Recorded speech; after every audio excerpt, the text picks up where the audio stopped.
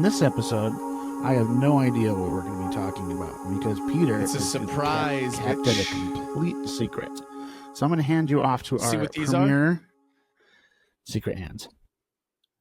Is that what they are? They're called spirit fingers. Oh, that's true. They encompass both ghosts and they hold my spirits. You know, I think the first thing we need to just welcome everybody to the show. I know you kind of always said, you already said who we are and stuff like that, but you know, we really need to let everyone know this is our first episode. We're happy for anyone that's just joining us. Yes, thank you for coming. Welcome to listening. A totally drunk show where we talk about murders and ghosts and scary things. I don't know. We're just here to have fun. A couple dudes being guys talking about murders and ghosts, and definitely cults. And what happened to you that was scary, Pete? I don't know. I'm just waiting for you to tell me about the ghosts that live inside your home. Are they racist? I don't know their names. I don't know. They might be. It was from 1910. I'm pretty sure one of the ghosts is Avery's dad. I said it quiet because I know he's listening. He's just with you? He watches over Avery at all times. He told Avery's mom that. Pretty cool. He said he had shitty tattoos, though. That's not as cool. Yeah, and I was really mean about that the last time we talked about this. I don't think you have shitty tattoos. I think you have one shitty tattoo. Which one? The burger one. It's the burger one, for sure. Did I ever tell you? And that's not your fault, and it's not your friend's fault that tattooed you. It was a combination of drunk and demonic. Something like that, for sure. Did I tell you about when I first met What does he Avery's say? What's the mom? cheeseburger little thing? What's the Says bubble say? I want to be inside you. Yeah, that's what it. Yeah. So Avery's mom saw it, and you could just tell the way that she looked at me that she hated my tattoo. She's like, "What is that cheeseburger trying to say?" And instead of telling her, I was like, "Oh, I don't even remember. I was just so drunk." And then for Christmas, she got me, and that's a better response. That's a better response to saying you don't even remember than telling her that it says, "I want to be inside you." One of their friends was just gone and floating in the water? No, they knew right away, but they couldn't find her. She ended up having blood force trauma and completely sinking. Because she was dead right away and just went straight down. A few people had injuries. Do bodies do that? I guess I don't know enough. We'll have to invite. I don't know the exacts, but that's what happened. Autopsy technician on this. That's crazy. That I thought all bodies just floated. Isn't no? Or else they would have fucking found. You know how many bodies they would find in Lake Powell? They just found 400 of them because it started lowering so much. They found it from they what? They found a shit ton of bodies. They found 400 bodies in Lake Powell? They found a shit ton. Whatever. It's a lot. Is it Lake Powell, the one that's close to Vegas? Where all the mobsters would dump the bodies? Or is that Havasu? It's Lake Powell. Well, both. But Havasu is more like Arizona. What are we? We're not a true crime show. We're murder. Are we? No, I would just say we're all things horror and demonic. We just talk about. I was thinking things that are fucked up. We could name our show. It was a murder. ... And we could do murder, or we could do demon. We could do cult. We could do movie. I think we could just say that in the show. I think we just was a movie. People are like a drunken demonic because that's what we do. So. 5 people like drunken demonic. 4 people because you and I don't count.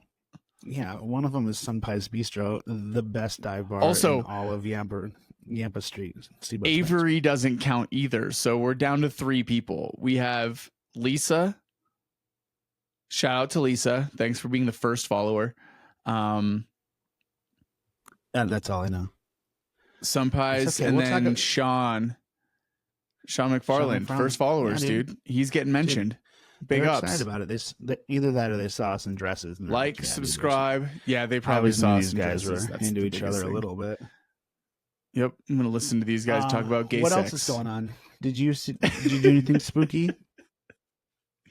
Nothing particularly spooky. Closing restaurants alone is always spooky. Oh, you're not at the other restaurant's haunted, but yeah, yours isn't. I don't know, dude. This like it could be haunted. I don't think there's anything that's really happened. Yeah, Aurelia said that like periodic table was haunted. Correct? Was that the one? Yeah. Yeah, I don't know. I'm sure that there's like really grumpy, angry white people that have died in that place. But Also, for sure at table 79, most people live in the spirit plane that has a different wavelength than us, and so there are millions of people living among us, above us, according. Dog, you started watching those demons and alcohol videos, didn't you? No, I went to Casadega. And they taught me. What is Casadega? Tell me about this. It's a spiritual camp in Florida. Spiritualism is considered religion. A spiritual camp? Yeah, it's like where people move to become mediums and psychics. No, that's Sedona. Sedona is a vortex or Crestone. Of kinetic energy, not for spell. You can't just say shit. It is funny though. So nothing's no, but guaranteed, for sure, there's lots of people that are in Sedona that are like, you can't tell me that like Sedona is not a hotbed for people that are dealing in energy work. Or there are lots of mediums. Let's call them. I want to talk about True Detective in all actuality. So did you watch? I've been on a found True Detective. I watched the first episode. I'm planning on watching the other two soon. So you've just seen maybe one tonight. Two of them? You've seen no, just one. Three, or you've seen just the one. That's the good one. There's 3 episodes that have been released. I've seen one so far. It's crazy. I told you I was going to ruin it for you, so let's talk about it. No. I was not going to do it. Crazy what happened at the end of the 3rd episode? I don't remember. I was blackout drunk. I don't remember. There were dead. It was a murder. Hey, everybody. Welcome, all you people that use alcohol to help you go to sleep. This is episode 2 of Drunk and Demonic. I'm your host, Jamie, and that's just Peter. I'm Peter. Thank you for the introduction, my man. It means a lot. Yeah. It's so nice to be introduced. Sometimes, like it's one of those things like when you're in like a social gathering and you're hanging out with a bunch of people that you don't know, but the people that you're there with know all the other people, and then they don't introduce you to them. And hey, I wish someone would introduce me. Oh, yeah. Welcome all these people. All the people that you don't know. This is Peter, Punctual Pete Daly. He's here with us and always with us. Always on all right, time. So let's get right to this. Welcome to episode 2 of Drunk and Demonic. If you have never listened to us before, and you probably haven't because it's literally our 2nd episode, we are 2 dudes that are skirting our way to alcoholism who love to talk about demons and murder and all the other things that everyone talks about on the. We are covering the Blair Witch Project. Yes, 1999. Ooh, I'm a young, spry 9-year-old hanging out at my friend Thomas Ford's house. And guess what? His brother's banging on the door saying that the Blair Witch is going to come attack me and give me a wedgie if I go into the woods outside their house. William, I remember. You didn't have a friend named Tom Ford. That doesn't sound like 1999. That sounds like 1944 yes, dude. Or 1970. No, Tom Ford, my boy. Wanted to talk about, or we watched the movie X, right? Which you said the sequel was a lot different than the first one, correct? The sequel? Yeah, X2. You said there was like mutants and stuff in it. Are you talking about the X-Men? Oh yeah, I thought you. Not I thought that was not at all the same movie. No. Big Wolverine fan. Not the same movie for a few reasons. 1, boobs are awesome. 2, it gave me a very Texas Chainsaw Massacre vibe. Yeah, 100%. I feel had it's a like super if it's awesome not- like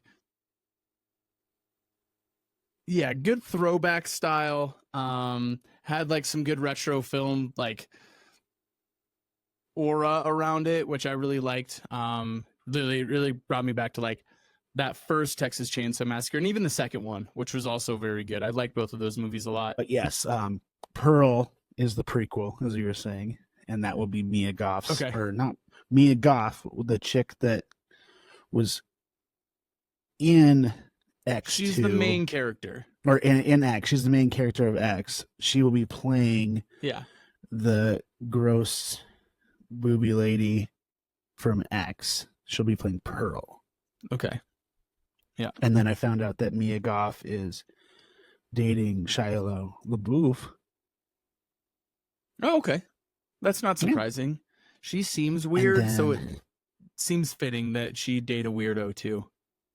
Yeah, right. She I don't does know why. seem- Yeah, do you think that was her real boobs, or do you think that was fake boobs? Those are real, You think for sure. You think those were her real boobs? Those weren't stage boobs? Because I heard a thing they about do how that? people use stage No, boobs. Yeah, they they do don't stage do butts and stage this. boobs all the time. That's what I've been told. Not in the Did I just classic ruin? slasher. Not in the classic I ones, mean- but yeah, maybe this one. It's probably like written no, in someone's not contract. in You a have to classic show- slasher like X. You're right. They wouldn't, Oh, but we also didn't talk about the two old people fucking, which that was weird as shit. yeah, that was a gross that's the one. first time I've seen like full on grandma tits and just like, what if I have a heart attack? Well, those are probably heart's those are fine. probably studio. Those are probably stage tits. tits. Yeah. Whatever, They we'll probably just put weren't some even real, so I stage don't even, tits like, in there think and that call much it about good. it. Hey, there are Britney Snow's tits, dude. I promise. I would never take that away from you. I promise you that. It is the year of our Lord 1999. In the quiet little town of Park City, Utah, a random stranger approaches you outside of a busy pizza shop and hands you a flyer. You take What? it so as not to be rude and have a quick glance. The flyer features 3 kids in their mid-20s, and in large writing, the word missing is at the top. After looking over the piece of paper another few seconds, you fold it up and stuff it in your pocket. Later that evening, you are seated in a dark theater and a movie starts to roll. A brief intro tells you that the movie you are about to see is the actual footage recovered from the woods near Burkittsville, Maryland. Stop Once it. the film begins to roll, you recognize the faces on the screen, but you aren't sure where from. And then it dawns on you. These are the kids from the flyer. Welcome to the Blair Witch Project. Can you cue the clapping sounds? No, I fucking can't. Why? What the fuck? Are you still like hung up on the like 070 AD? You're like, let me talk like an old Tommy. Is that fucking Yeah, Ronnie dude. James You didn't Dio think that was telling you badass? the Blair Witch? I thought it made Would me you nervous. like to have Ronnie James? If you were going to have someone tell you about the Blair Witch Project, wouldn't it be Ronnie James Dio? Yeah, probably. Touche. All right. Word. Are you gonna So, say it? Are you gonna do you're this whole welcome. entire episode like this? I can't breathe. No. Now, that wasn't. That was suspenseful, Pete. Picture yourself on a boat That In was a river picturesque, Pete. with tangerine trees and marmalade And skies. marmalade skies. Lucy in the all- sky with diamonds. With diamonds. Okay. Hello out there. Hello, all you people who just drink a couple extra during the holidays to get through. Welcome to Drunken Demonic. I am your host, Jamie, and with me, as always, is Peter. Hey, Pete, how you doing, Duke? Today we are going to completely dissect season 4 of True Detective also known as Wild Night. Is that what it was? Wild Country. As you can see, we're probably not going to dissect it that well because we don't know that much about it. Night Country, but it's Night fun. Country. I forgot, dude. You know what I didn't think about, dude? Bad. What's that? We never went by the Super Smash Bros. We never went by it. We literally drank Super Smashers all summer, playing hockey, drinking at the bar. None of that. We never referred to ourselves as the Super Smash Bros. Well, who are we going to refer ourselves to? Just me and you?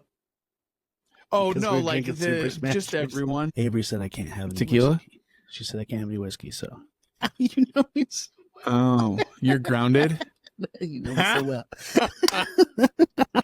Boom, boom, boom. I knew it. You was like, son of a bitch. I won't have any whiskey.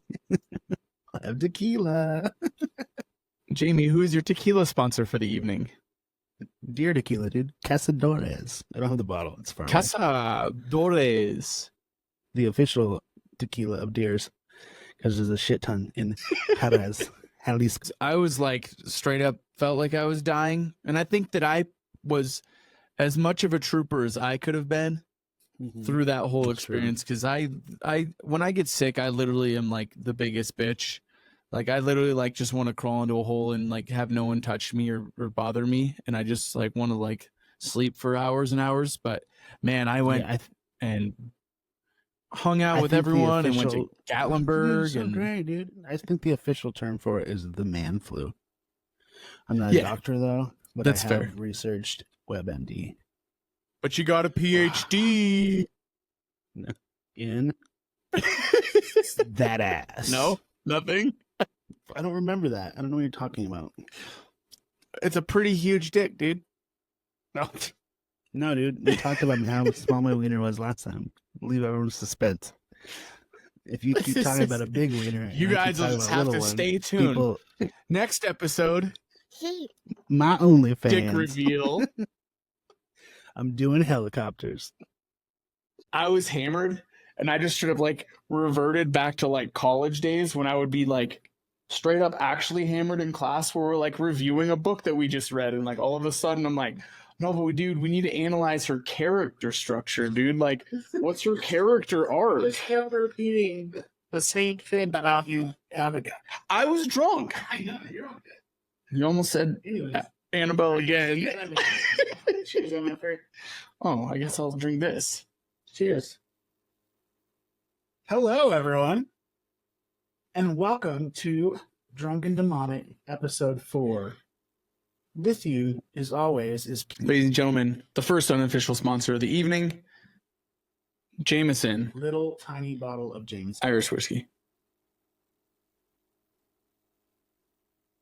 I wish there was more Irish whiskey. Nancy Reagan, one of the two. Yeah, I feel like what's the true crime lady from the 80s and the 90s that was like a big deal too? Couldn't tell you. It's not Paula Dean. What's her name? Not Paula Dean. She's Nancy Grace. That's who I'm thinking of. Nancy Grace. It's a 2-part name. It's not a 2-part name. Lee Harvey Oswald is not a 2-part name. Fair. I digress. Sarah Michelle Gellar, not a 2-part name. Okay, so most people's names are a 2-part name. Can we go with that? It's fine. Yeah. I mean, I guess if you want to just limit it to that, that's Those fine. are the people that started the Satanic. And we're going to talk about the only person who can the Satanic, or Satanism for the Satanic National Park, but I don't think it was as interesting as my dream. Okay. So I had a dream once, and I don't know if you ever listened to Coast to Coast. Yeah. Which one? Are you Art Bell or George Norrie? It's a real big difference. We'll go a different. We don't want to go into that. Okay. So anyway, I'm not going to put you on the spot like that. To Coast to Coast, in Yosemite National Park, California. Yes, and we were listening to a podcast about how they talked about how men in their 30s they're like going missing in national parks, or the people are going missing in national parks, and they couldn't explain it, and then they felt the government was covering it. Yes. So I had a dream that night that I was in a national park hiking and I got abducted by aliens and I got saved by Bigfoot. This is why you like Bigfoot so much. Maybe not Bigfoot, but I thought that might have been a better movie. That's such a good idea. Right. Like Bigfoot's the savior. Like he's here to protect He us. comes in and he's not even a part of the movie that long. He's just like fucking pushes the trees back and then you fucking move like super all you're like motherfucker's super strong and then he grabs you and fucking fights his aliens off. Pulls him out of the beam. Oh yeah, and he's just like, oh. That's interesting because I don't know why, but I always like, I guess for some reason I thought that Sasquatch or whatever variation of Sasquatch, Yeti, this kind of thing was some type of alien. But I'm only thinking that as like, not according to your dream, as a 12-year-old, 15. How old were you? Oh, this was way more recently than I expected. I wish I was 12 years old and dreamt this. I would have it down. Production, dude.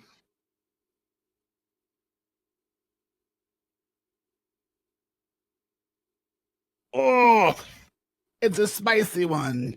I didn't know if we were doing the whole thing or Oh not. no, did you? No, I didn't. I didn't. Because I didn't want to. Oh, it's a bitey. It's fucking It's a birthy. Live Craig small batch. Yeah. Well, hello everyone, and welcome again to Drunken Demonic. Thank you for taking your time from your day or night to come listen to us dumb drunk bastards. I am Jamie, and this is my friend. Oh, I'm Peter. That's Yeah. Peter. Yeah, I always have to introduce him or else he won't say anything. Yeah, I won't. I won't talk the entire episode if you don't introduce. Modelo's and R.I.P. to Margaritaville is my koozie. It says my name on it. You see here, Jamie. Wow. They made it personally for me. Me and 5,000 of my other friends on a rack. Name Jamie? No, just so if you go to Margaritaville, they just have a big long thing that has almost everyone's names printed out. I think they got a Peter. I bet they have a Peter, dude. Hell yeah, dude. What What's about Pete? You think you got Pete? Yeah, it's and Peter. It's like a fucking most common name in the world, dude. It's like a John. You're a John. John and Peter, dude. Like a saint. Don't forget Michael. All right. There's got to be. Is there a Saint Jamie? James. Dummy. Yeah, but like no Jamie. No, there's no Jaime. It's just James. Her real name's James. So, yeah.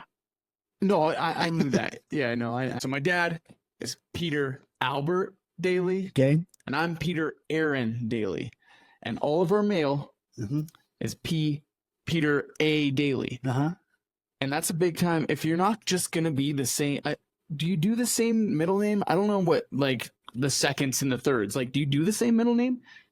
Yeah, it has to be exact. don't know. It has to be exact. Oh, it does. Yeah. Oh shit. So I Like- guess I'm not even a second. You're not. You're just fucking boring That's ass Peter. worse because it's just annoying as shit when I get mail that has Peter A Daly on it, and my dad fucking opens it thinking it's his. Yeah. Have you thought about not living with your dad until 35? Oh, I don't live with my dad anymore. Okay. I have a lovely girlfriend. Ape one, like the death row one, which that's not racist. That it's great and it's Not at all. No, I think that one was really good. haven't tried it.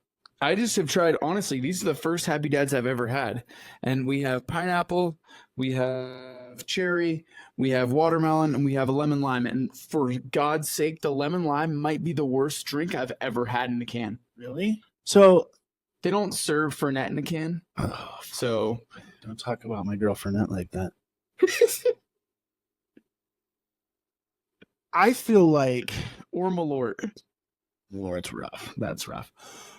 I feel like seltzers are just like too fake of flavor. I feel like in my perfect world, you'd take a LaCroix and you'd open it up, drink a little bit of it, dump a little vodka and a tequila in it. Oh, like people are liking seltzers. We should make seltzers that have two flavors, obviously. It's like kind of like superhero movies. Yeah. They're like, oh, fucking, you guys love this? Let's make a billion of them. Yep. You can't have just one. It's Until they're bad. it's And like then you got potato chips. everyone goes back to light beers. Yep. Because it's just, Yeah. it's a classic. There's a reason why it's been around for 1,000 years. And this has, I mean, seltzers have been around. I don't know the history of seltzers. Maybe we'll do an episode on that. Just kidding. I'm definitely not going to do that. But like alcoholic seltzers, like 5 years ago. Yeah, exactly. There's a reason why it's only been 5 years since they've been made, and not like, I don't know. I'd guess the history on beer is about, I'm going to guess 600 to 1,000 years old. Well, somewhere in that range. Not yeah, I think I think of like I think of like Gregorian like monks. Yeah, made beer. Yeah, around the thousands. Well, did like they actually got writing? Did they drink beer and stuff with King Charles? Was that 1,000 years ago? Today's generation will never understand the plight of leaving one sibling on the couch while the other siblings go do things, and that one sibling has the 10-second warning.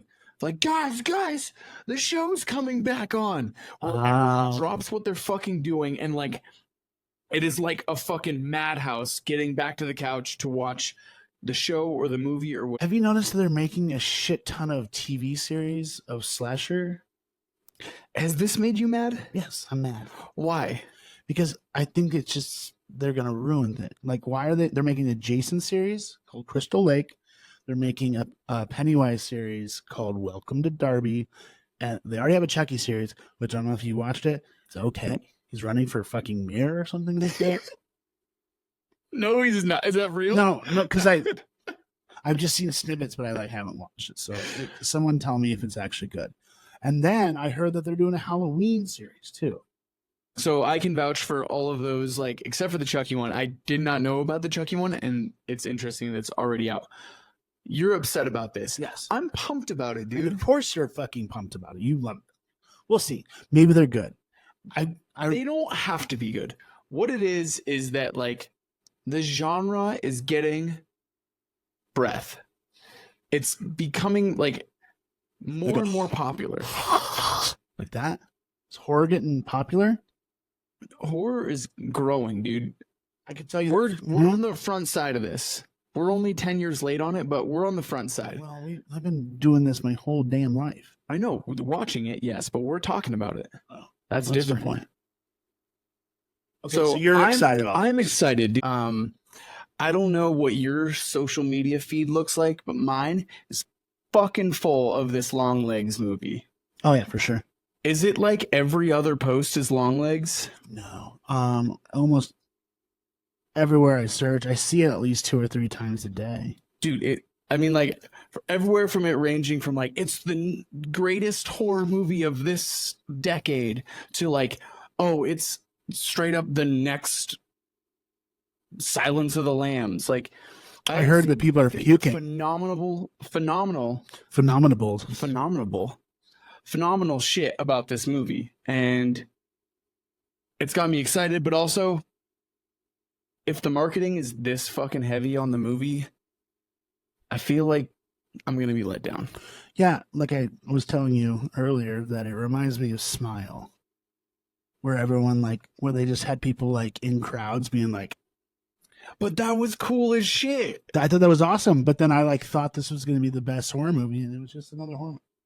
So I like Smile. You didn't like Smile? I liked it. Okay. You didn't think it was the greatest horror movie I've ever seen. But I didn't expect it to be the greatest horror movie I've ever seen. Well, that's the way that they built it up to be. Kind of like they're building this one up. Did they? See, like, I think that, like, Smile was like, oh, this movie's going to be cool and it's going to be creepy. But, like, I don't know.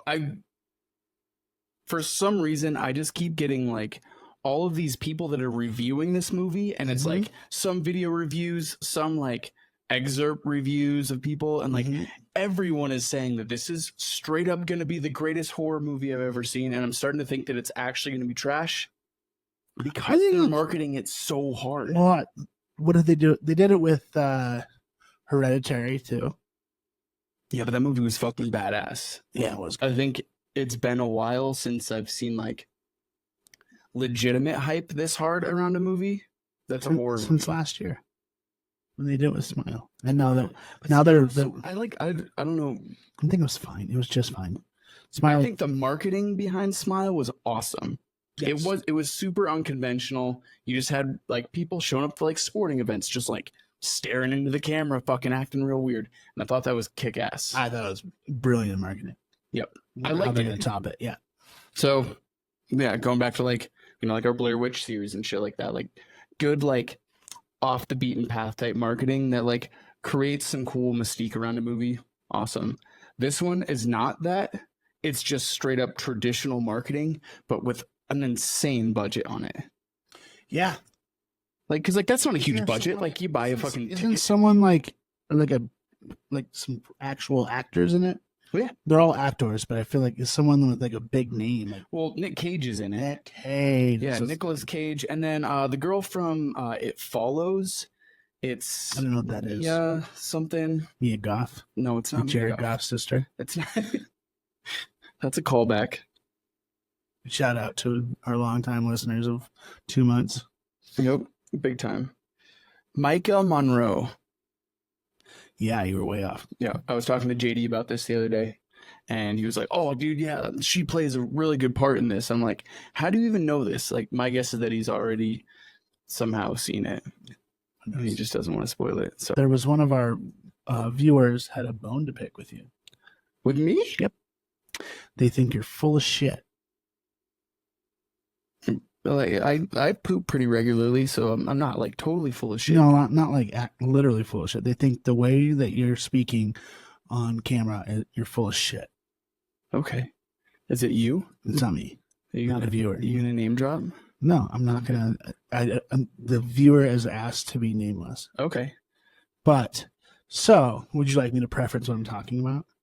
No, I'm good. Okay. I'm just kidding. Anyways, please. What do we got? What are we talking about here? A couple episodes ago, do you remember when we talked about the active Austin serial killer?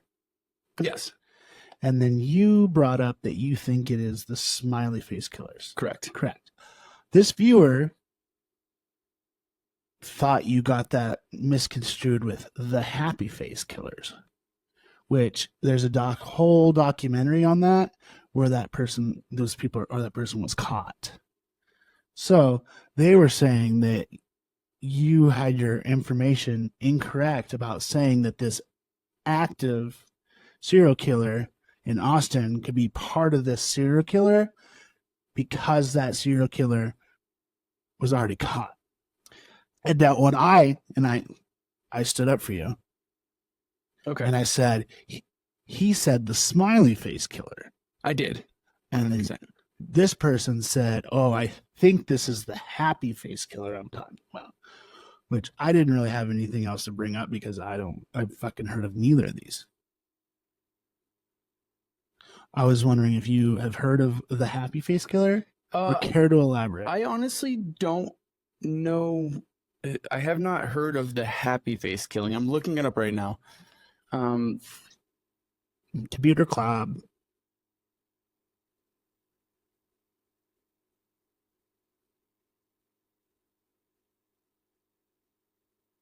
Okay. So the happy face killer has been caught. And he drew smiley faces on letters that he sent to the media and to authorities. I am not talking about that case. I am talking about the smiley face killings, which is, if you type in the smiley face killings, not killer, killings, it's not one person. I can guarantee that. I think it is a group of people that are across the entire country, going all the way from Brooklyn, New York, there are cases, to Portland, Oregon. Just the United States. Yeah, literally all across the United States. I guess I haven't really looked at other countries, but the smiley face killings deal with primarily men that are found in water, like usually after like a night of drinking. I'm like summarizing an MO here. Okay. Found in water, drowned, and then somewhere near where they're found, like spray painted on a wall or a rock, or like there's like a smiley face somewhere near either where a victim is put into the water, and they estimate that, he would have traveled this far in this many days. He would have come out or gotten into the water here. So this is a separate case from the happy face killer, which I don't actually know anything about. It's the first time I'm hearing about it. But the smiley face killings is never been proven. There are definitely a couple books that are out there, a couple documentaries that have been done, and one really, really bad movie. Can you name drop some of the documentaries? You remember them? Or at least the movie? It's called The Smiley Face Killings, the movie. Smiley Face Killers came out in 2020. And it is literally just about this one guy who gets picked up from his house after a night of drinking. And in the movie, and this is honestly like kind of what I think may be happening, it ties into this episode actually. It's a cult that is sacrificing people to their god and leaving them in the water, and then tagging these smiley faces at the places that they're putting them in the water. Okay. But there's hundreds of these cases that are tied to the smiley face killers or killings. Interesting. Yeah. Okay. So I was right by standing up for you. I mean, like, hey, dude, I think you're talking about two different killers, which you were. For sure. Yeah. Yep. So, and why I blame media like everyone else does. Why is media naming one happy face and one smiley face? That's too close. That is pretty close. Yeah. It's too close. You got to get more original than that. Like, The smiley face killings, I think, go back to the mid 90s. I don't know how early the happy face killings go, but no, me neither. Yep. All right. Well, that was all I had to talk about. okay. I still might be totally full of shit.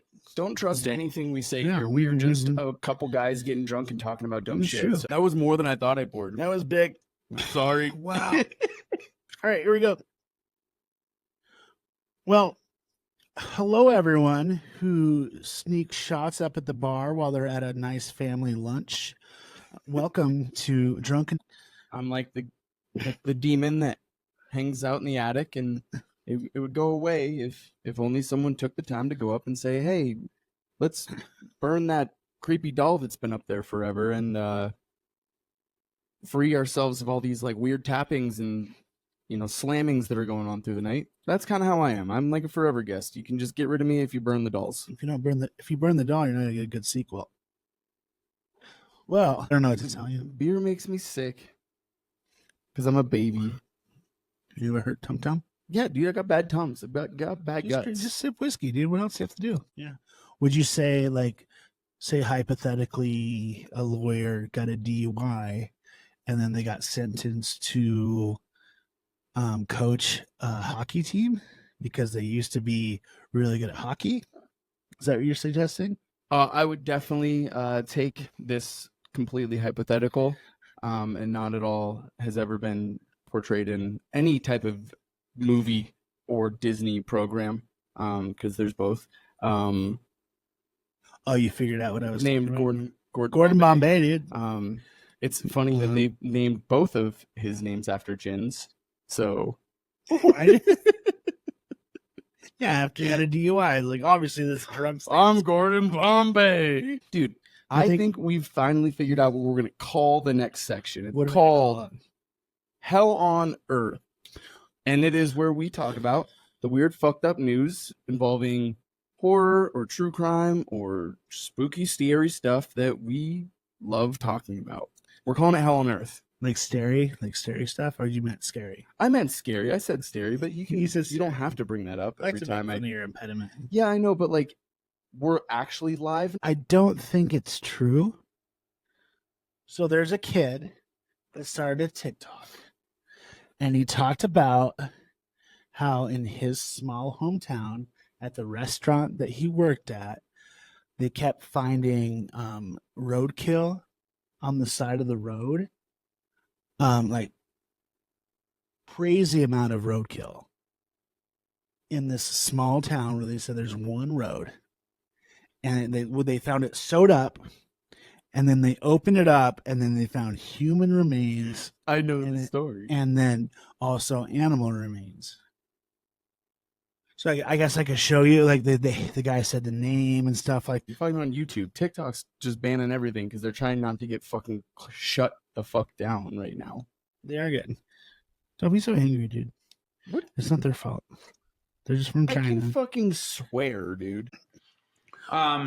Well, hello everyone that just is going to have one more and they promise they're going to quit next weekend. Welcome to Drunk and Demonic. I am your host, Jamie, and here is my good friend, also host, not guest. I'm definitely the guest, dude. You're not a guest. Eternally dude. guesting. Not a guest. What's I'm your not name? ghosting, I'm guessing. What's your name, dum dum? I'm Peter. That's my name. Yeah. That's my name. Okay. Welcome. Dumb shit like that. I don't know if I already say welcome to Drunken. Black Widow, meaning a woman who married and killed her husbands, that took place about, like, the murder that happened that we're going to discuss tonight took place a block from where we are at this moment. Where are we at? We are in downtown Steamboat Springs at the corner of Lincoln and 8th Street. Springs, Colorado. That's The all I had. murder took place on 9th and Pine, which is dude. 2 blocks from here. We're 8th and Oak. Yep. Oh yeah, I guess we shouldn't say that where we're at, so people don't come and steal our shit, dude. No, we can have we have fans here. we have so many locks, dude. We don't keep shit here. We have so much locks. Yep. There's no locks here. It's wide open. Anyone that wants to come say hi, come in. Okay. We're here all the time. There's definitely not Always. another business that runs here all the time during the day. I also have a follow-up story that I'm going to start with Okay. about the case of Carly Gregg. Mhm. Right? We talked about this last time. Yeah. It's the 14. little girl that, like, she's 14. She's sitting in court. She looks like fucking Stewart from Mad TV. Oh, that. I was thinking also Arthur from PBS. Yeah, a little bit. Yeah, she has this Maybe really, just the really. yellow. Did you look it up? She has this awful bowl cut. Yeah, I've seen it tons of times. Oh, so you've seen the case recently? No, I just after you posted it, I did a bunch of videos on it afterwards. My guy. All right. Yeah, because hey, this guy, big time editor in chief. That's me. Yep. I don't know if the chief, but yeah. You're my chief. Okay. But anyways, so the case of Carly Gregg was a little bit. I don't think I got into it enough last time, and that's my bad. But I had also just learned of it as I was coming into the studio last time. We're gonna call this the studio. Yeah, totally. So Carly Gregg is being tried as an adult. There's some details that I've learned since then that make a whole lot more sense. First of all, she was, and this is not stuff that, like, matters why she's an adult. Mhm. It's just interesting information. So she's the student of the year at her high school. Right now, Yes. after being convicted. Not no, Was before. Okay. before. So she's a good person. Kind of. The other bummer about the story is that her mom was also teacher of the year at that same high school. Yeah, that is a bummer. Yep. Science teacher. Apparently she was wicked cool. Right? It's Ashley Smiley, correct? What's her name? I do not. I know it was Ashley. Is it Smiley? Smiley's last name. Oh, correct. Because her last name would be Greg after. Yeah. Okay. She not only, like, is Carly Gregg is not only a genius, in her sophomore year of high school, took the ACT and got a 30, which, in full transparency, I think I got a 28 on the ACT when I was a senior in high school. I don't know. I'm not going to ask you. I got 19. 19? No, you didn't. Yeah. No, you I'm didn't. dumb as shit, dude. You're not dumb as shit. I dude. never studied or anything. Yeah, exactly. This chick is, like, apparently wicked smart. The other part of this that is maybe the most incriminating thing in the whole story is that after she shot her mother, there's not a whole lot of, like, understanding why this happened. It could have been because her mother took her phone away from her, which is terrifying as a person that has a child that loves their phone. I don't want to be shot over taking away a phone. Mm-hmm. She took the phone from her mother's pocket and texted her stepfather, who she later shot. Mm-hmm. Hey, when are you coming home? From her mother's cell phone, right? Kind of priming that. After that, she had gone to her own phone and had asked a friend to come over saying it was an emergency. Her friend showed up and she's like, hey, I need your help. Come inside. These girls aren't old enough to drive their own cars yet. So a dad drove her friend over. Saying it was emergency and he just left? He didn't like stick around. He did. Okay. He stuck around for like a half an hour, and then she sent this girl out and told her dad, hey, I'm going to stay here with her for a little bit. I'll call you when I need to get picked up. Luckily, they're like a couple blocks away. Mm-hmm.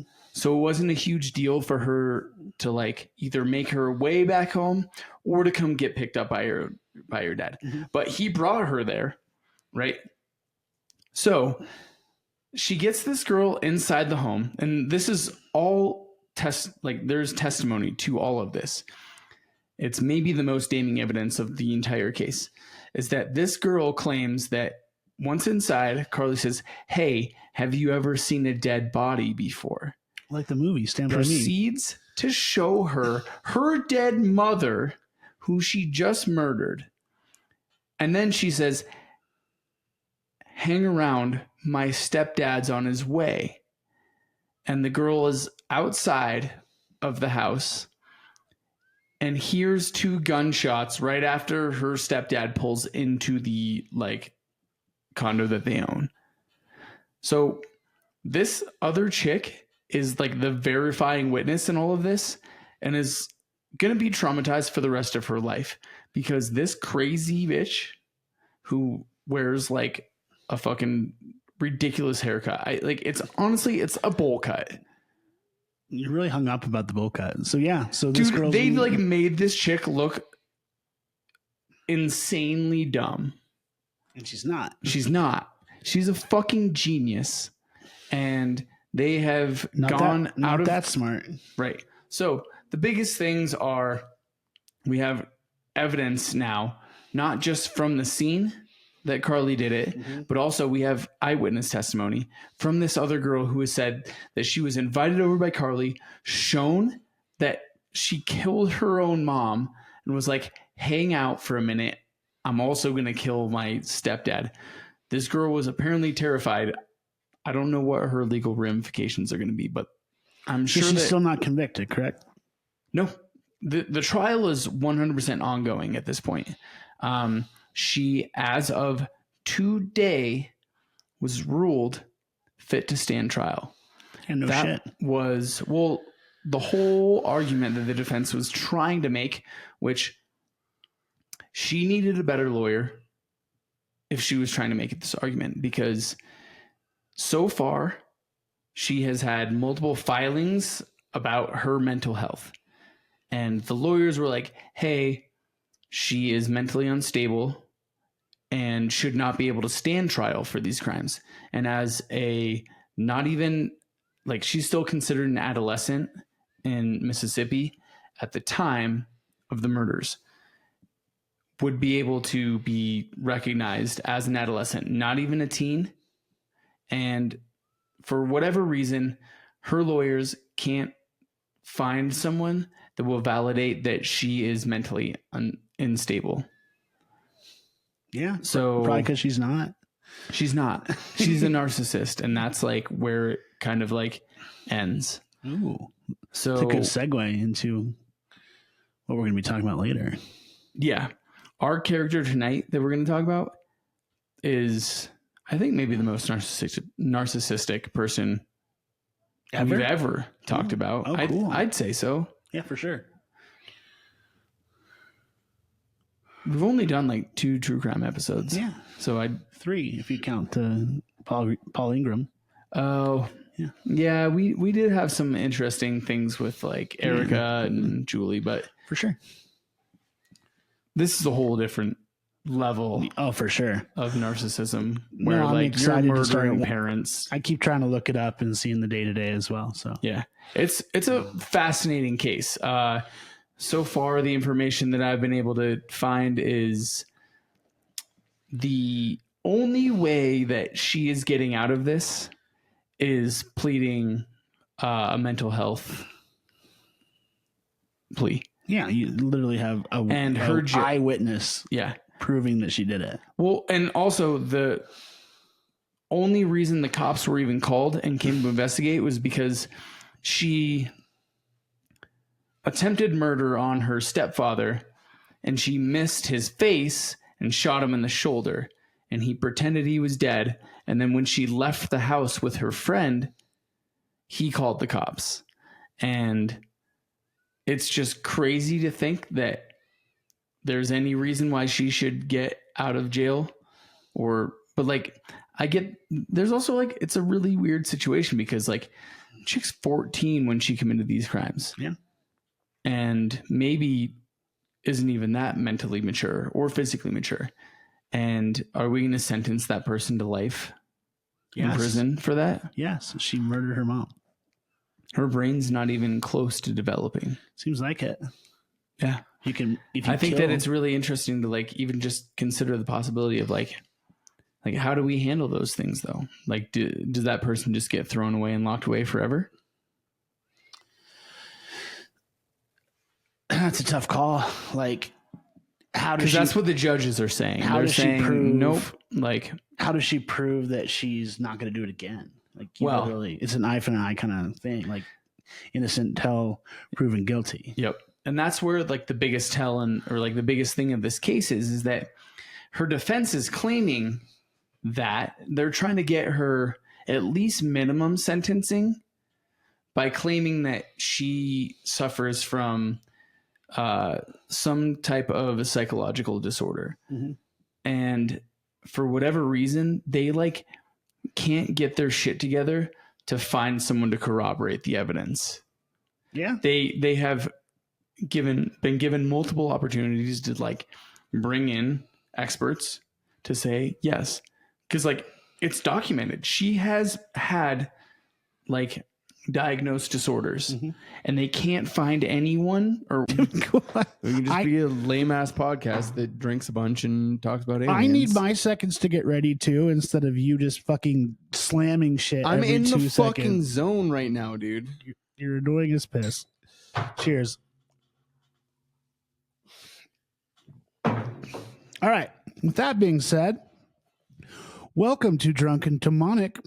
All you people that hang up it's wine o'clock somewhere or time for wine in your kitchen. You know who you are. What do you mean?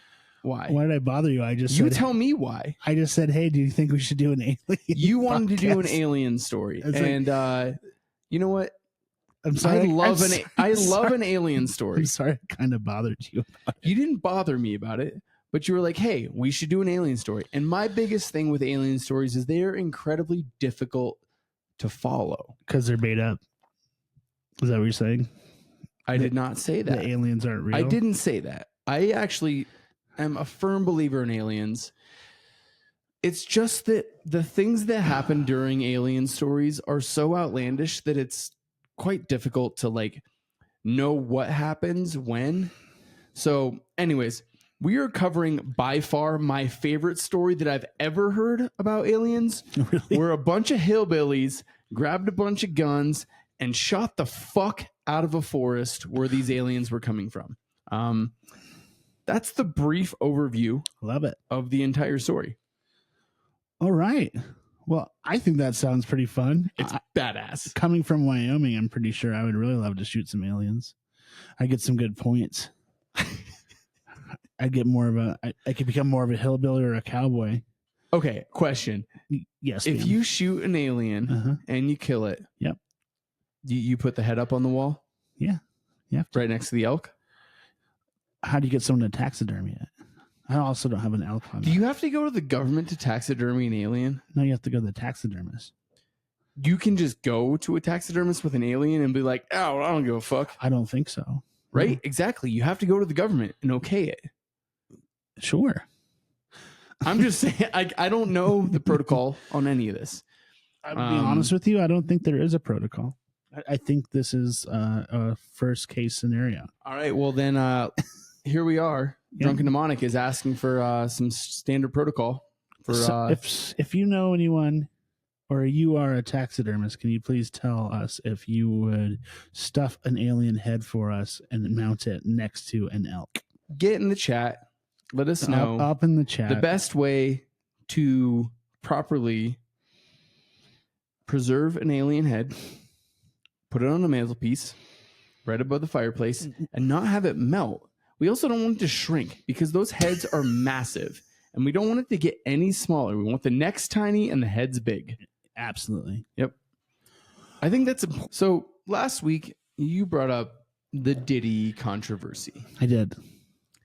and it is dominating almost every single cycle of news. Mm-hmm. You almost can't escape it. Yes. I was interested in a very it's not even like it's not involved because it's also been extremely popular. Mm-hmm. Little offshoot involving the actor Ashton Kutcher. Yep. He has 100% been tied into the Diddy story. Yeah. This is maybe a little bit later in his life. The most ridiculous quote I've ever heard involving these Diddy stories was when Ashton Kutcher and Diddy were on the late night show, I think with Conan O'Brien, and he said, "Hey, if you're a single guy, there is no better person to hang out with than Diddy." Oh, really? This is like a real thing. Okay. So totally crazy. But anyways, back in the day, it probably wasn't. this story that I'm about to tell happens long before they even met. And it takes place on February 21st, 2001. So it's tying into this case of this woman named Ashley Ellerin, Mm-hmm. who died on the same exact night that Ashton Kutcher was supposed to be going on a date with her at a Oscars after party. Okay. At the time, Kutcher was on the rise in Hollywood and become a household name, playing the lovable but dumb Kelso on That 70s Show. He had also just starred in one of my favorite movies. Dude, Where's but My it's Car? Also so dumb. Dude, Where's My It's Car a with great Sean movie. William Scott. It's a great movie. It's like one of my favorite movies. It's really right? one of your favorite movies. It's so fucking funny. Oh, did the Avalanche one? No, they didn't. Yeah. No, they did not. Sorry. Go on. What's the score? I don't know. I just saw that I won. They won on Moneyline. I don't know. Yeah, I just won it. That's fucking All right. sick. Go on. Go Okay. on. Sorry. Winners. Just after this movie had been released, Kutcher went to a house party at this woman's house named Ashley Ellerin, and they agreed to go on a date after the Oscars to an Oscars after party. This, from what I can tell, is definitely happening after or way before Diddy and Ashton had like connections. But apparently at 8:30 p.m., Kutcher was supposed to come and pick up Ashley at 8 o'clock, but he called at 8:30 to say he was running late. He was apparently at his friend's Christy Swanson's to watch the Oscars. Ooh. Okay. Invited? I don't know. Either did Christy Swanson. No, at this point, Sean. he's too early in his career for this shit. Yeah. From what I can tell, that friendship was kindled when Kutcher was doing the. There's no real like tie into the Oscars and Diddy or anything until way later. Okay. Like around 2005. This is happening in 2001. Those connections between Ashton and Diddy come when Ashton is making Punk'd and Diddy is making his show, Making the Band. Okay. Right? So at 10 p.m., so he was supposed to pick this girl up at 8 o'clock. He calls at 8:30 and says that he's late and he'll be there soon. At 10 o'clock, he calls and tells her he is on his way. He calls to tell her that he's on his way, but she doesn't answer. He eventually shows up at her house at 10:45 and knocks on the door, but there is no answer. Kutcher later recalled that he saw no lights on, but could see some red wine that was spilled on the carpet. He tried the door and it was locked, so he left. This is his official story, and it is one that he would testify to in court at the case of Michael Gargiulo, a.k.a. the Hollywood Ripper. Mm-hmm. Ashley would be found the next morning by her roommate, stabbed 47 times. Now, you may have caught me mention earlier that Michael Gargiulo was tied and sentenced for this crime. However, there was incredibly circumstantial evidence connecting him to Ashley's actual crime. Digging further into this case, there is a more clear timeline of Ashley's final hours. Apparently, on the night of her death, she was hanging out at her own apartment with the building supervisor, who was this aspiring actor that Ashton was actually friends with. Who was it? I don't have an actual name. Well, then why'd you say it all suspenseful like that then?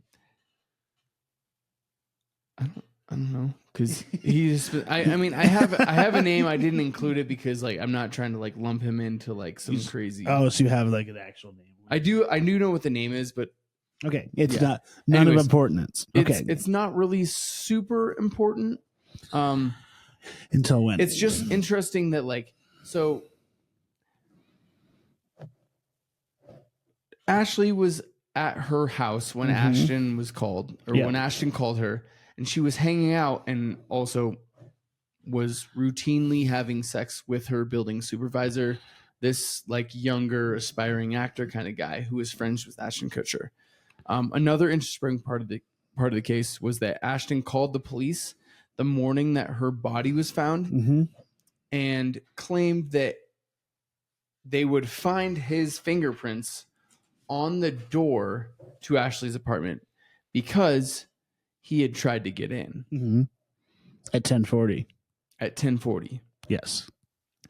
Ashton was never a suspect in the case, but a major twist in this case came last year. So, okay. This case, they have Ashton Kutcher, who's I don't know what ended up happening to this building supervisor, but he was never really considered. Ashton was kind of considered because he was extremely suspicious with his answers and how he responded to police. Lots of people blame him for being evasive on how this Hollywood Ripper was able to continuously keep moving on from suspect to or from victim to victim because he was being so evasive that it didn't allow police to move on to the actual guy.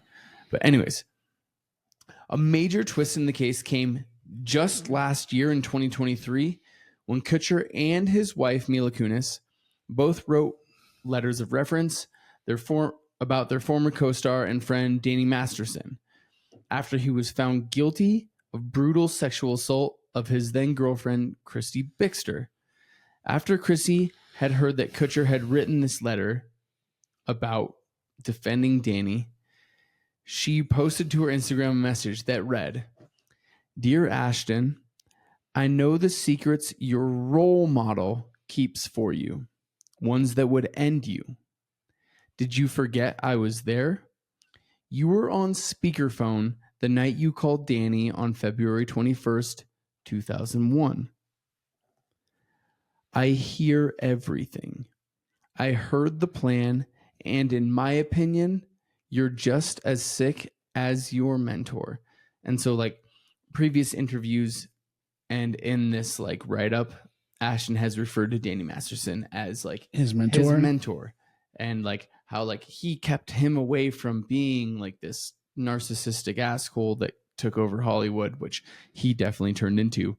And their best friend was also certifiably a drug dealer, even though Ashton claims that in this petition that like Danny kept him away from getting into drugs, all these weird things. But this claim is just like kind of ridiculous. So I'm going to just like mostly kind of just kick it over to you here. Like, you know, very, very small bits of this story now. What the fuck happened? The biggest thing is, did Ashton Kutcher kill Ashley because she was sleeping with this other dude? Did this other dude kill Ashley because she wanted to go sleep with Ashton Kutcher, the star of a fucking TV show and movies? Or the third option that seems to be the most widely accepted theory is that Ashton Kutcher definitely found her dead in her apartment after he showed up. And upon seeing this woman dead in her apartment, went back to his car, and there are documentations of these calls. He called his publicist, he called his PR team, and then he called Danny Masterson to see what the fuck he should do. I think either way, he's in a shit ton of trouble because his connections to this case are being blown into the mainstream spotlight, as well as the fact that Ashton and Diddy became very good friends to the point of him hosting parties for Diddy at his own mansion in the late 2000s when Ashton was doing Punk'd, Diddy was doing Making the Band, and they became like, they literally have an interview where Diddy says, "Hey, we're like the new Rat Pack." They're now best friends. And he's obviously hiding secrets and is waiting to spill all this shit. But like, I just was wondering like what your thoughts are on all of this. Cause I don't know if you have seen any of that. Do you want me to answer those questions? Yeah. That you asked? What's the real story? What do you think happened? So there's a documentary on this already. Mhm. And I thought they like found the killer and the killer is processed. Right. But he was processed with very, very little evidence.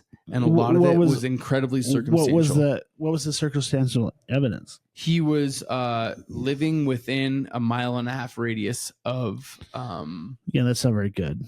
No, it's not. But he was found very much guilty and was like identified in a lineup by this other woman who was sexually assaulted and almost murdered. So like, we can just be a lame ass podcast that drinks a bunch and talks about aliens. I need my seconds to get ready too, instead of you just fucking slamming shit. I'm every in the 2 fucking seconds. zone right now, dude. You're annoying as piss. Cheers. All right. With that being said, welcome to Drunken Demonic. All you people that hang up "It's wine o'clock somewhere" or "Time for wine" in your kitchen. You know who you are. What do you mean? Why? Why did I bother you? Tell me why. I just said, hey, do you think we should do an alien? You wanted to do an podcast? alien story, It's and you know what? I'm sorry. I love an alien story. I'm sorry, I kind of bothered you. You didn't bother me about it, but you were like, hey, we should do an alien story. And my biggest thing with alien stories is they're incredibly difficult to follow. Because they're made up. Is that what you're saying? I did not say that. The aliens aren't real? I didn't say that. I actually am a firm believer in aliens.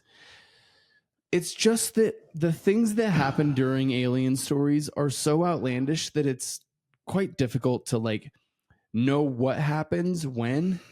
So anyways, we are covering by far my favorite story that I've ever heard about aliens. Really? Where a bunch of hillbillies grabbed a bunch of guns and shot the fuck out of a forest where these aliens were coming from. That's the brief overview. Love it. Of the entire story. All right. Well, I think that sounds pretty fun. It's badass. Coming from Wyoming, I'm pretty sure I would really love to shoot some aliens. I get some good points. I'd get more of a. I could become more of a hillbilly or a cowboy. Okay, question. Yes. If ma'am. you shoot an alien and you kill it, Yep. You put the head up on the wall? Yeah. Yeah. Right next to the elk? How do you get someone to taxidermy it? I also don't have an elk on. Do you have to go to the government to taxidermy an alien? No, you have to go to the taxidermist. You can just go to a taxidermist with an alien and be like, oh, I don't give a fuck. I don't think so. Right? Exactly. You have to go to the government and okay it. Sure. I'm just saying, I don't know the protocol on any of this. I'll be honest with you. I don't think there is a protocol.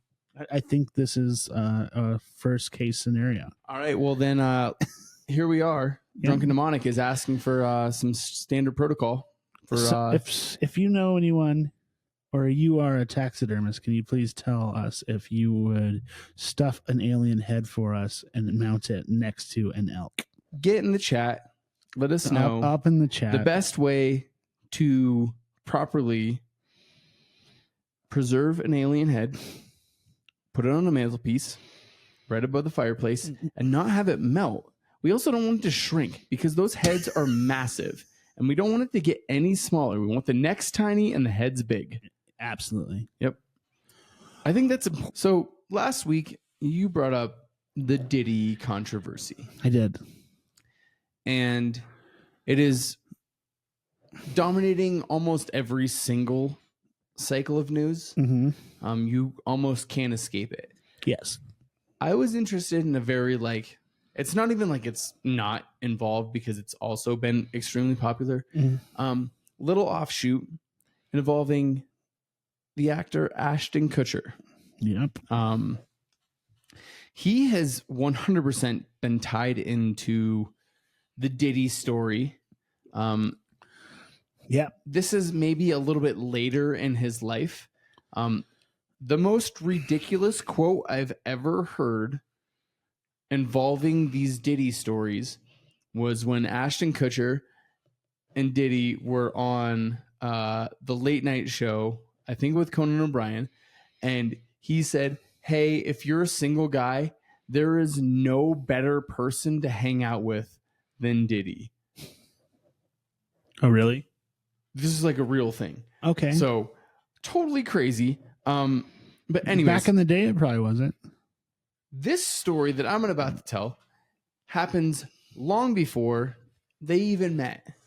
And it takes place on February 21st, 2001. So it's tying into this case of this woman named Ashley Ellerin, Mm-hmm. who died on the same exact night that Ashton Kutcher was supposed to be going on a date with her at a Oscars after party. Okay. At the time, Kutcher was on the rise in Hollywood and become a household name, playing the lovable but dumb Kelso on That 70s Show. He had also just starred in one of my favorite movies. Dude, Where's but My it's Car? Also so dumb. Dude, Where's My It's Car a with great Sean movie. William Scott. It's a great movie. It's like one of my favorite movies. It's really right? one of your favorite movies. It's so fucking funny. Or do the Avalanche one? They didn't. Yeah. No, they did not. Sorry. Go on. What's the score? I don't know. I just saw that I won. They won on Moneyline. I don't know. Yeah, I just won it. That's fucking All right. sick. Go on. Go Okay. on. Sorry. Winners. Just after this movie had been released, Kutcher went to a house party at this woman's house named Ashley Ellerin, and they agreed to go on a date after the Oscars to an Oscars after party. This, from what I can tell, is definitely happening after or way before Diddy and Ashton had like connections. But apparently at 8:30 p.m., Kutcher was supposed to come and pick up Ashley at 8 o'clock, but he called at 8:30 to say he was running late. He was apparently at his friend's Christy Swanson's to watch the Oscars. Ooh. Okay. Invited? I don't know. Either did at this point, either did Christy Swanson. no. At this point, Sean. he's too early in his career for this shit. Yeah. From what I can tell, that friendship was kindled when Kutcher was doing there's no real like tie into the Oscars and Diddy or anything until way later, Okay. like around 2005. This is happening in 2001. Those connections between Ashton and Diddy come when Ashton is making Punk'd and Diddy is making his show, Making the Band. Okay. Right? So at 10 p.m., so he was supposed to pick this girl up at 8 o'clock. He calls at 8:30 and says that he's late and he'll be there soon. At 10 o'clock, he calls and tells her he is on his way. Or he calls to tell her that he's on his way, but she doesn't answer. He eventually shows up at her house at 10:45 and knocks on the door, but there is no answer. Kutcher later recalled that he saw no lights on, but could see some red wine that was spilled on the carpet. He tried the door and it was locked, so he left. This is his official story, and it is one that he would testify to in court at the case of Michael Gargiulo, a.k.a. the Hollywood Ripper. Mm-hmm. Ashley would be found the next morning by her roommate, stabbed 47 times. Now, you may have caught me mention earlier that Michael Gargiulo was tied and sentenced for this crime. However, there was incredibly circumstantial evidence connecting him to Ashley's actual crime. Digging further into this case, there is a more clear timeline of Ashley's final hours. Apparently, on the night of her death, she was hanging out at her own apartment with the building supervisor, who was this aspiring actor that Ashton was actually friends with. Who was it? I don't have an actual name. Well, then why'd you say it all suspenseful like that then? I don't know, because he's. I mean, I have a name. I didn't include it because like I'm not trying to like lump him into like some crazy. Oh, so you have like an actual name? I do know what the name is, but okay, it's not none of importance. Okay, it's not really super important. Until when? It's just interesting that like so. Ashley was at her house when Ashton was called, or when Ashton called her. And she was hanging out and also was routinely having sex with her building supervisor, this like younger aspiring actor kind of guy who was friends with Ashton Kutcher.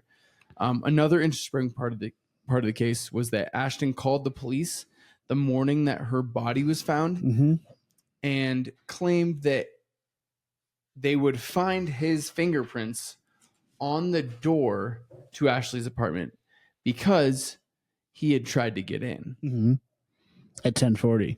At 10:40, yes. Ashton was never a suspect in the case, but a major twist in this case came last year. So, okay, this case they have Ashton Kutcher, who's like, I don't know what ended up happening to this building supervisor, but he was never really considered. Ashton was kind of considered because he was extremely suspicious with his answers and how he responded to police.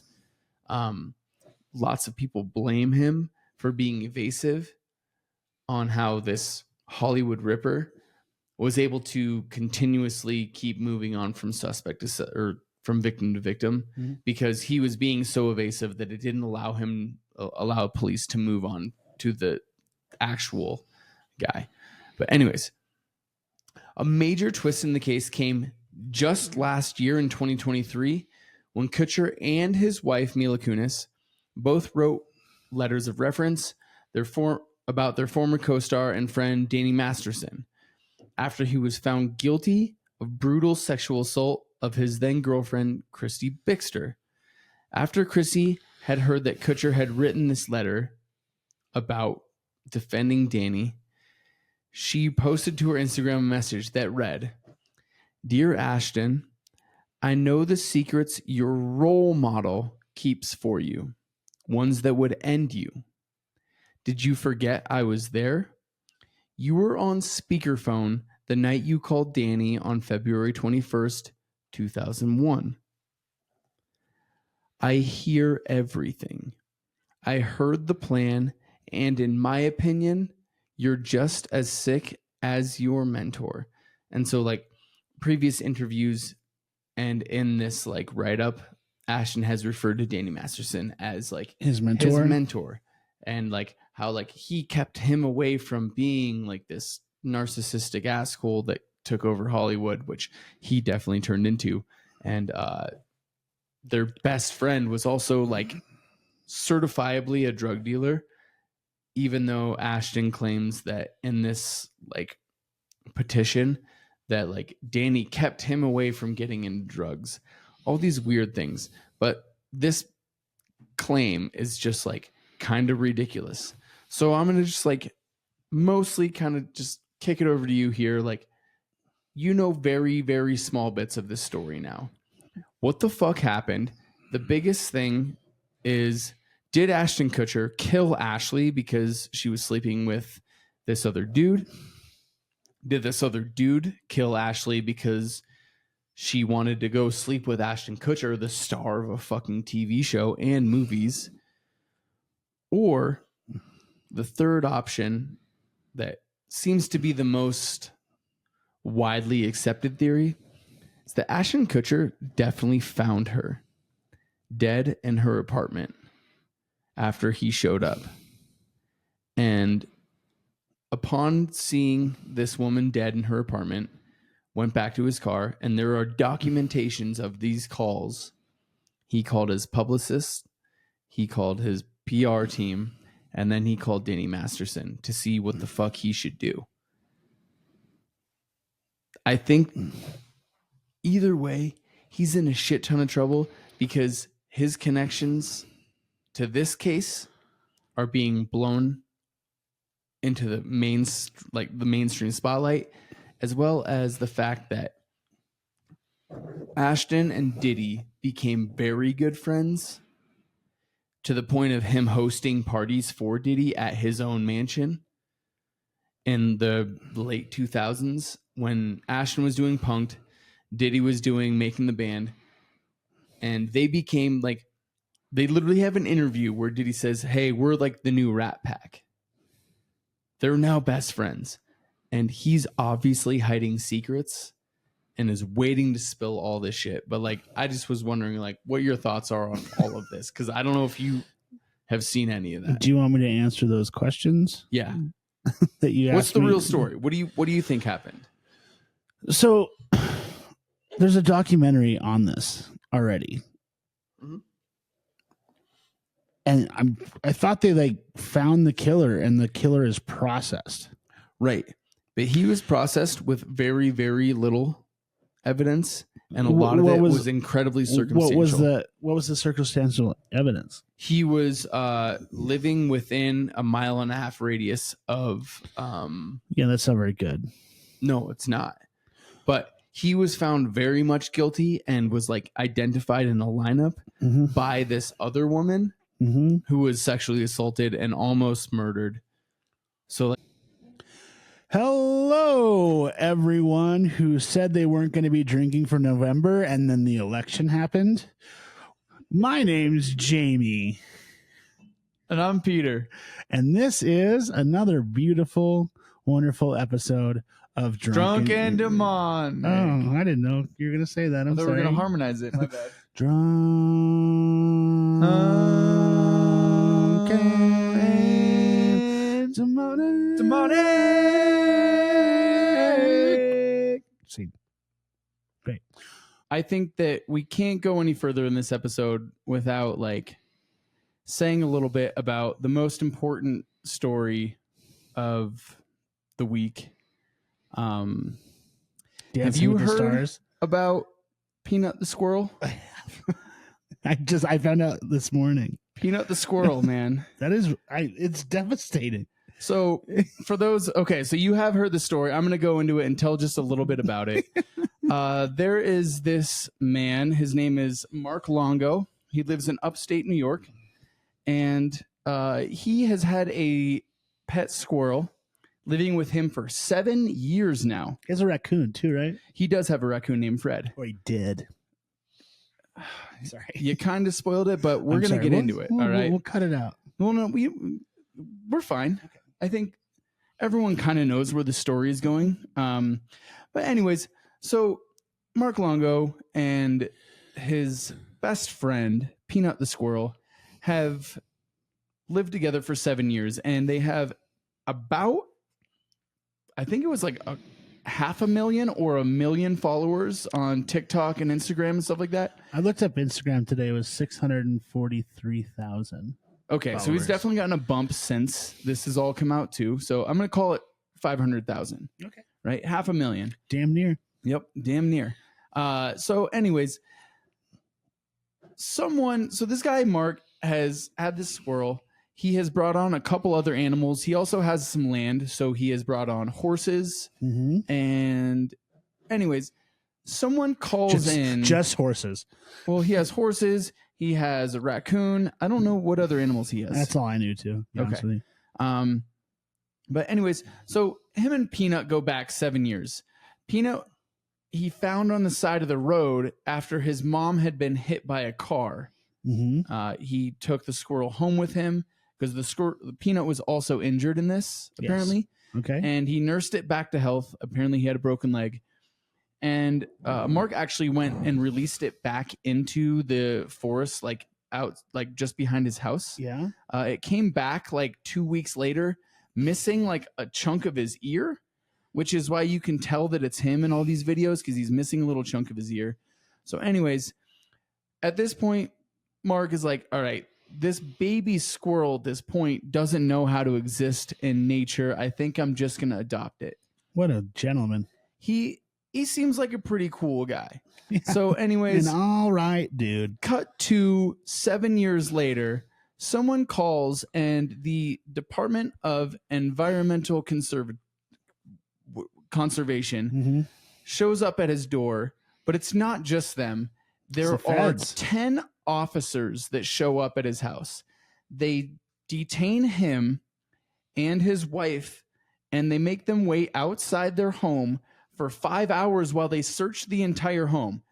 There are 4 different agencies that signed off for a search warrant for this guy's home because of Peanut the squirrel. Now, there are certainly conspiracies, and we'll talk about those in just a minute. But anyways, what happens is they find Peanut, and as they're carrying Peanut out, one of the officers is bitten by Peanut.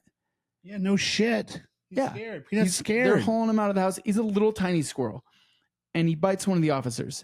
And they immediately say, hey, we need to test this animal for rabies.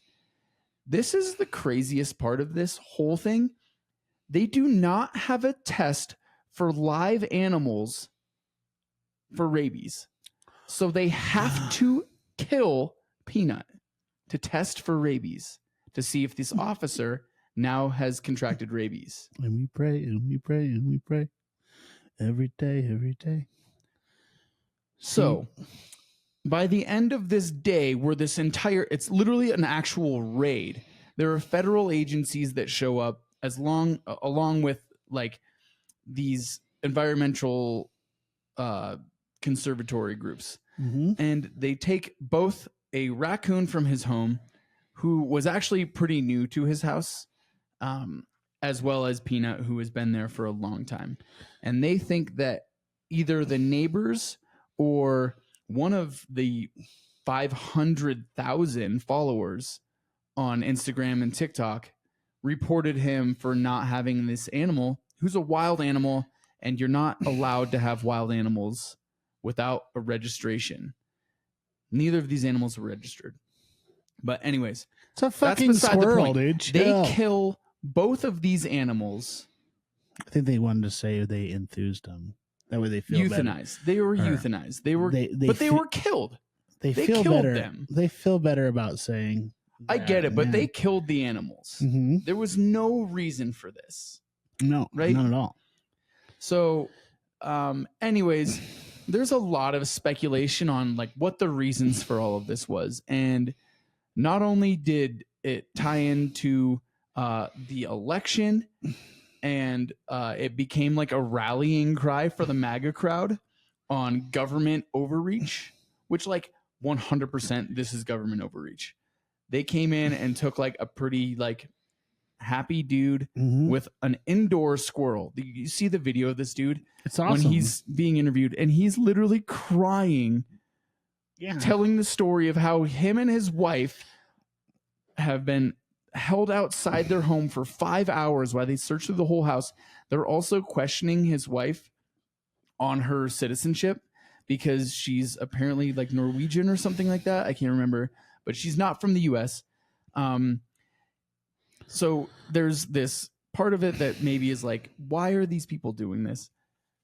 Some people are saying, oh, maybe it's because he has this massive following that also has come from this, where he's making money off of this animal and people are upset about that. But it also is revealed that Mark and his wife have a highly lucrative OnlyFans channel. They're bringing about $800,000 a month through OnlyFans by just banging. Yeah. So he doesn't need this squirrel to provide income for him. It's not like the squirrel is his moneymaker.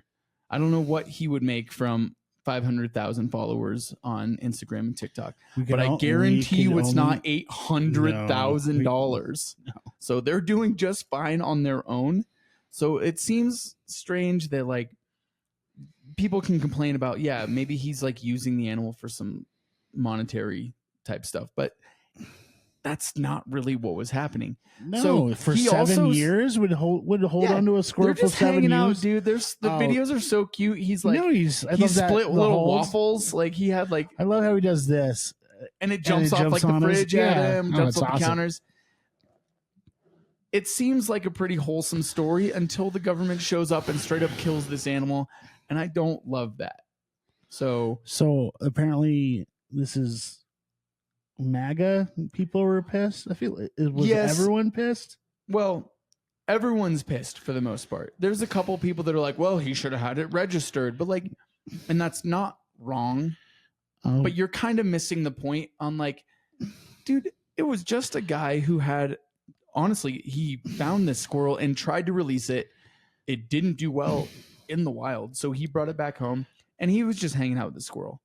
And people got pissed about the fact that this guy was making money just taking videos of his squirrel while making OnlyFans. Now, here's the big thing, though. Do you think Peanut is in the OnlyFans videos? Because that would not be okay with me. No, you're right. I don't think so. We put acorns on some titties, and then little Peanut runs in, picks up an acorn, gets out of there. See, that could be fucked up. You're taking this too far. I'm only asking. Yeah, that's a good point.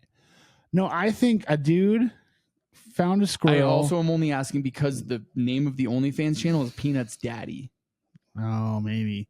Why didn't you say that first? Well, I forgot about it, so my bad. I'm bringing it up now. So I think it's just a guy that got really excited about the fact that a squirrel kept coming back to him, and he like raised it, and then it decided to like live with him, to be domesticated. Yeah. And she's like, you know what? I successfully have raised this squirrel. Why don't I put it on Instagram so other people can see this? 100%. Yeah. He had this whole like, and him and his wife now, like they bought this huge property like 2 years ago or something like that, to build like an animal conservation / like rehabilitation center. And it was called like Peanut's Family Friends or something like that. He built an animal sanctuary where like, that's why he had the raccoon, was because someone sent them the raccoon that had been injured and he was rehabilitating it. Now people question, is he just like, whatever you want to say, grooming another animal to make a shit ton of money off of it? But no, he can make his own money. He's doing this thing. He has horses, he has a raccoon, he has a squirrel, and these people showed up and fucked up his whole life because they fucking felt like it. So this is my thought on this. If you are upset about this guy having an Instagram for his squirrel or his raccoon, it's so adorable too. I need you to please stand up, turn this podcast off, go the fuck outside, and get off the goddamn internet. That I don't know if you know the comedian Tom Segura. I know Tom. Yeah. I don't know Tom. I know who you're mentioning when you mentioned Tom Segura. Love it. Yeah, He's so one of my favorites. So Tom Segura, comedian, Yep.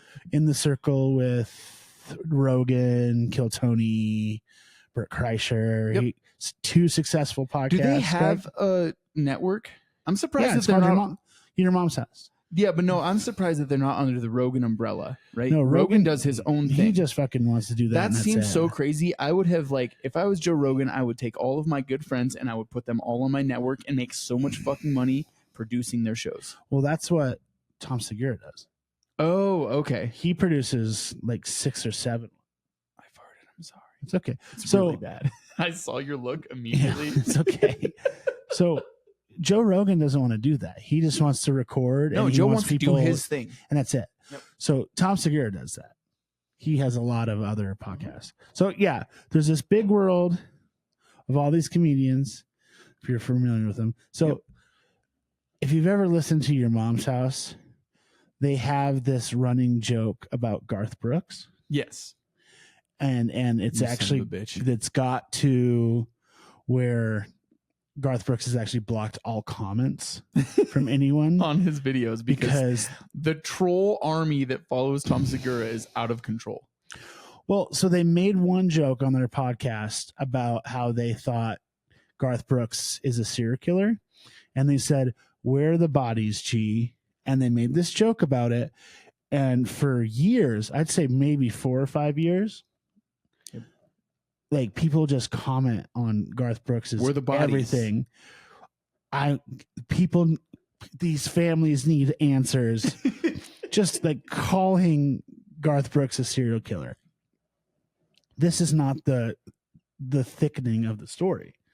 So the story now is that there are people on the internet that are tying Tom Segura into the Lady Bird Lake killings. Right. Okay. Continue. Okay. I know want to you know. latch onto this, but I'm going to let you keep going. So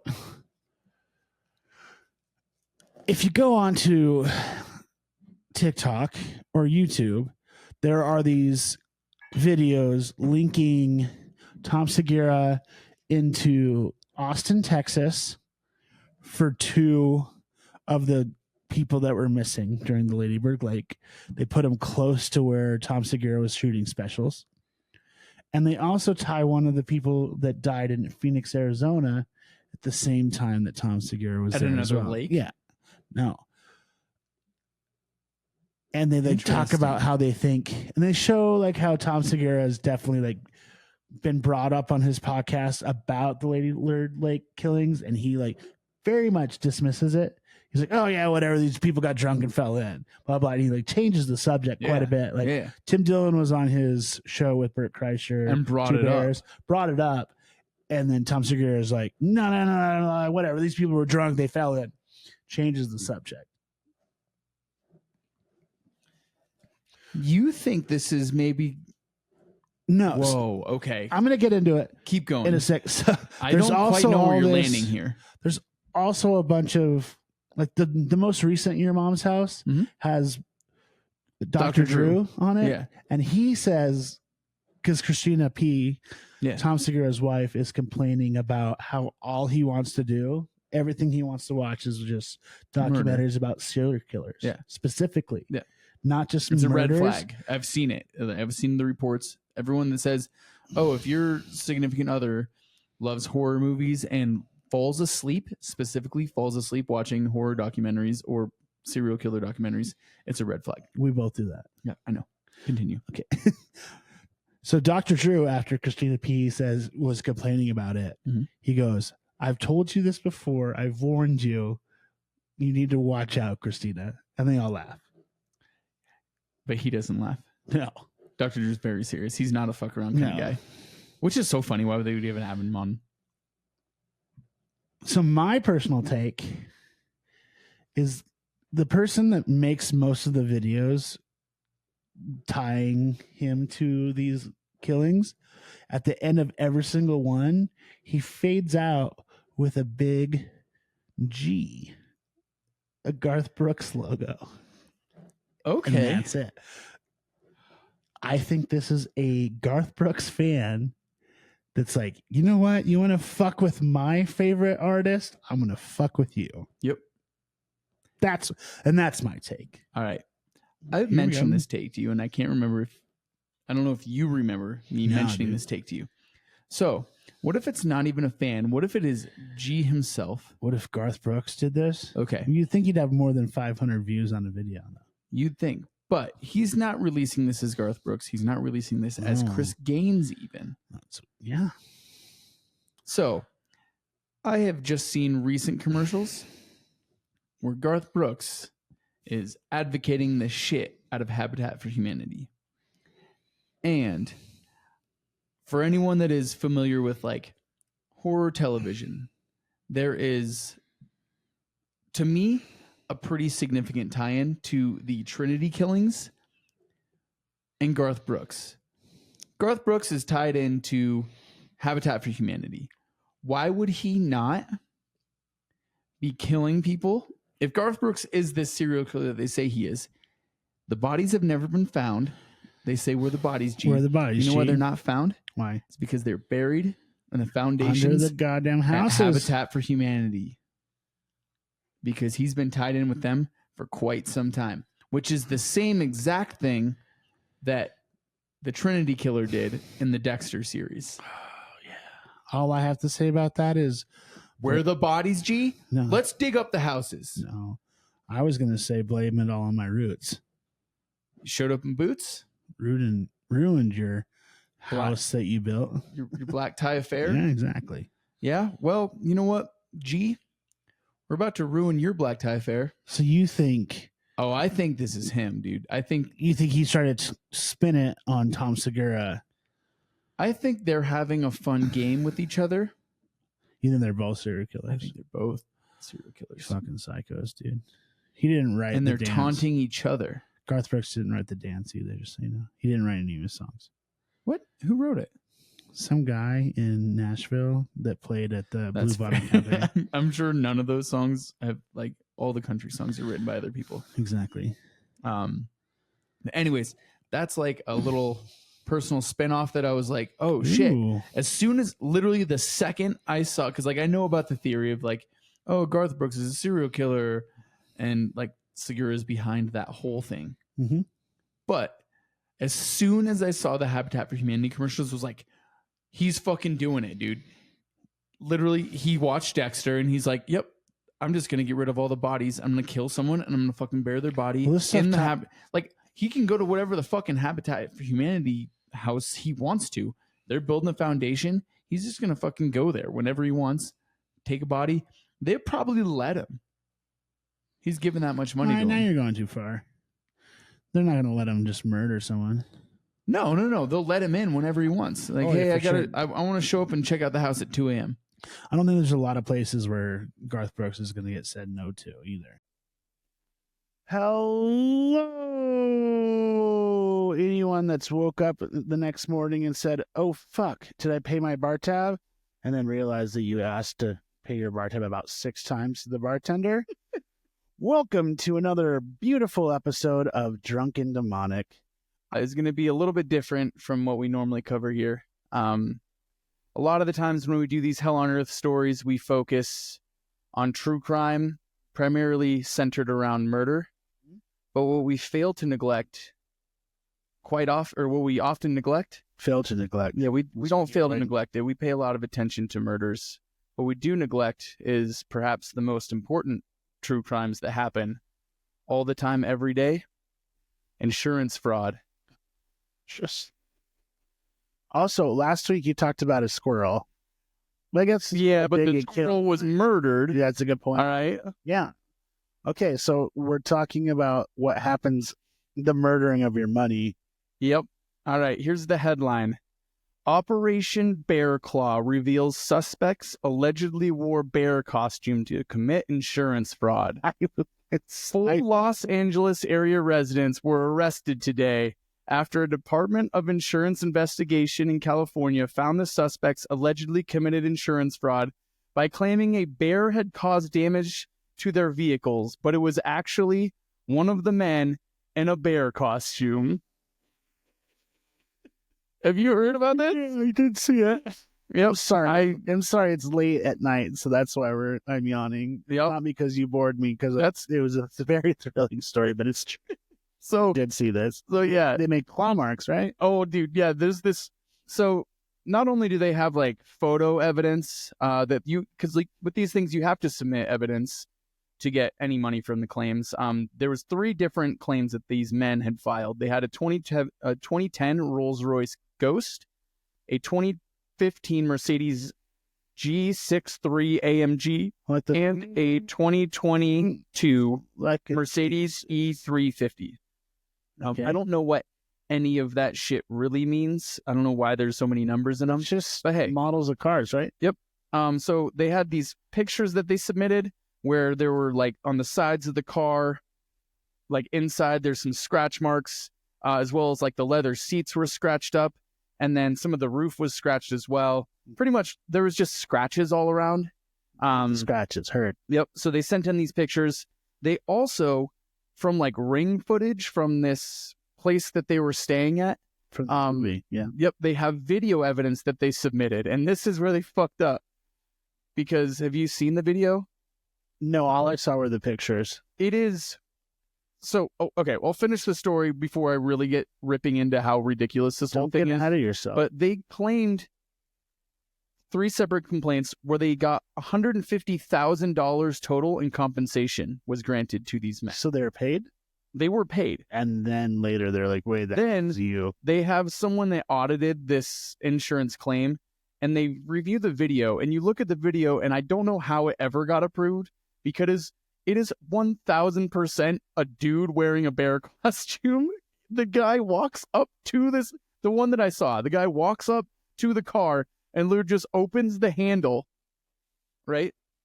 Then puts on the claw, gets in, and he just kind of sits in the passenger seat for a second, and then he turns and he just kind of like starts like hitting stuff while he's wearing like, they look like Wolverine claws. Hulk hands. Yeah, they're kind of like Hulk hands, except they have claws. No, I just think about the ones where you could buy as a kid when the first Hulk movie came in. Yeah, dude, those were sick. Those are tight. You never punched your sisters with those? Hell yeah. Hell yeah, dude. You know what I'm talking about. So let me get this straight. They initially, okay, ask. He sits in the car. Yep. Where the camera's at. Yep. And then he proceeds to put his gloves on. Kind of. While Yeah. on camera.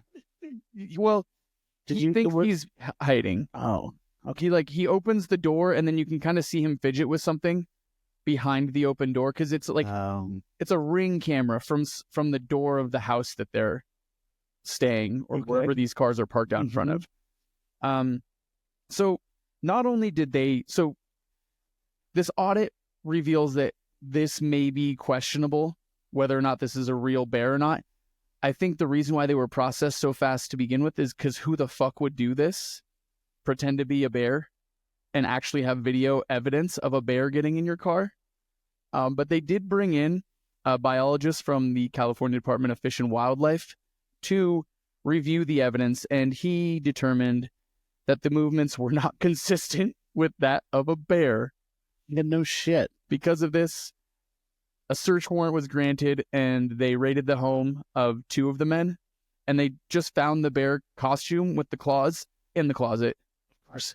Yep. So these men have all been arrested. This happened 2 weeks ago. I think the whole thing kind of went down early November. That's right close to us. Yep. 2 weeks ago, like you said. Yep. So that is the true crime news that I have is something that plagues all of the American heartland: insurance fraud. One would say that that was unbearable. They bear witness. Oh, I can't even bear it. Okay, I think we should move on, because I think that... Moving on. Okay. Well, I don't know if you know, but 2 weeks ago, something else happened with the government. Is they had The election? Oh, no, that too. That was 3 weeks ago. Oh, They had. Well, hello, everyone that has an emergency bottle of booze hanging at their nightstand during this wonderful Christmas time to deal with their family. My name is Jamie, and I'm your host. And I'm Peter. I'm a host. That's all you had. I'm that host.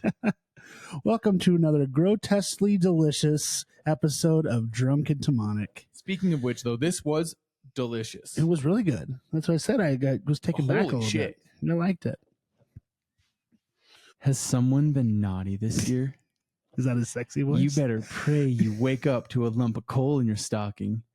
The alternative is a 10-foot tall, half-man, half-goat demon straight from hell itself, who accompanies St. Nick on his rounds for the Christmas season.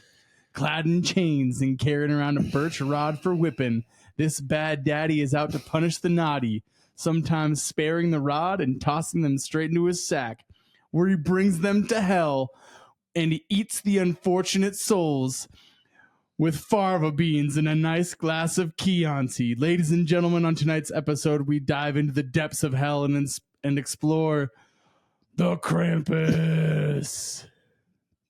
He's one bad daddy. One bad daddy, dude. That's Krampus. I'm going to talk about the Menendez brothers are being potentially resentenced. Never heard of them. Who are they? Okay.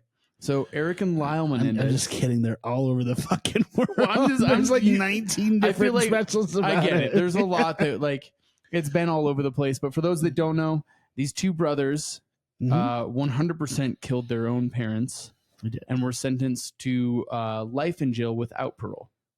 Mm-hmm. Okay. In the 80s.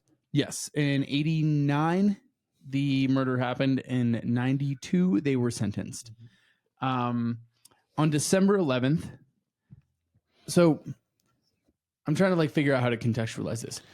They have asked for a resentencing of their crimes, and the hearing is taking place on December 11th. Now, their plea for resentencing factors around these two pieces. They have this new claim or like this new evidence that has come to light.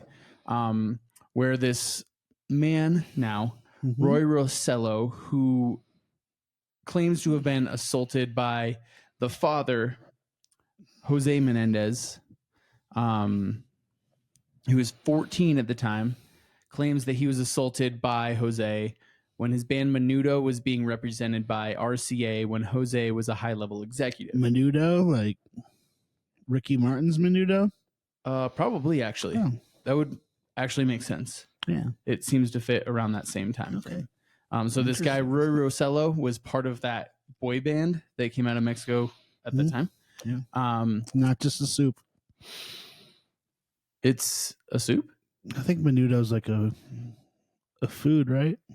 I don't know, dude. All right. Sidebar. Anyways, the second piece of evidence that's significant is that Eric Menendez's aunt has produced a letter that was sent to her son. So Eric's cousin, discussing details about his being assaulted by his father several months before the brothers actually killed their parents. So, and it's postmarked and written. Listen to that. So right now I'm going to like talk about how the trials went for these guys. The first trial ended up in a mistrial because the jury was split on whether or not they should be convicted of manslaughter or murder in the first degree. Okay. The second trial, the manslaughter charges were revoked because the boys were not allowed, or like, I guess by this point they were definitely men. They were like 25 at this point. Were not allowed to, by the judge, use the defense that they were assaulted by their father as a reason for why they committed the crimes. Okay. This was dismissed. What they have pretty much done is they've asked for these claims to be re-examined and to be factored into a new resentencing for the Menendez brothers. There's a pretty solid possibility that the Menendez brothers will be out by the end of the year. Yes. Depending on how this They 100% the judge will decide on this, but it's pretty, like, I would guess that the brothers will be out by the end of the year, if not early 2025. Okay. Which is pretty crazy. And we will definitely update what the actual decision is on the next episode. But I wanted to preface that. The second one I'm going to talk about. Wait, hold on though. You didn't talk about the major force that's also driving behind this this case. Netflix? TikTok. TikTok? Are you going to tell me more? Or are you just going to say TikTok? There's a huge following on TikTok of like, I'd say 16 to 24-year-old girls Okay. that are like constantly posting about how they shouldn't be in jail because of it was a mental health thing because they were drove to kill their parents. Right. And that's what started a lot of this resentencing. Another pretty crazy thing is that, so yes, social media and the popularity of like the new Netflix series There's a Hulu has series. put all of this into There's perspective. a fucking Peacock series. But they're also questioning whether or not a huge part of why the Menendez brothers were sentenced had to do with their technical confessions to their counselor, or not their counselor, but the psychologist that they were working with. And the only reason, so there is certainly a patient-client privilege that is in law as well as in mental health services. And those services can be like used in a way to get someone out of these type of murder one convictions, but they can't be used both ways. And the Menendez brothers were kind of trying to use it both ways, where they were not going to make at no point did they try to pretend that they were crazy and that's why they did these things. Yeah, exactly. They're just like, I murdered. Right? So you can't use patient-client privilege to say that you're crazy, but you can use it. And what they tried to do was say that it's not valid because there was no reason why the disclosures that were made to their psychologist should have been admitted to court because it's patient-client confidentiality. Yes. And they have a pretty solid case with that. And so that's another thing that's being called into question. But the problem with all these specifically like TikTok people that are saying that, they deserve to be set free because they are struggling from mental health issues, is that they're kind of what I started with. You can't use both the patient-client privilege as a sword and a shield. Yeah. Where, it's not allowed to be used against me, but it can be used for me. You can't use it that way. So like I kind of have dismissed a lot of that, and that's the biggest reason why I didn't bring it up. I'm sorry that I brought it in then. It's all good, but it is important to mention how much this case has been in specifically like the social media realm of things, because it definitely has played a factor into how people are running for office in California. Both the outgoing and the incoming district attorneys for California in whatever district that they're in have claimed that they will be re-examining the case. It's part of their like platform. To really get people to vote for him. Yep. So it's not without mentioning social media has 100% played a pretty significant role in this. An Indiana district court has voted guilty and convicted Richard Allen of the deaths of Liberty German and Abigail Williams, aka the Delphi murders. Okay. Did you know about this? I've heard of it. You've heard of the Delphi murders. I can't look at this anymore without wanting it. I'm sorry. You're good. I'm an alcoholic.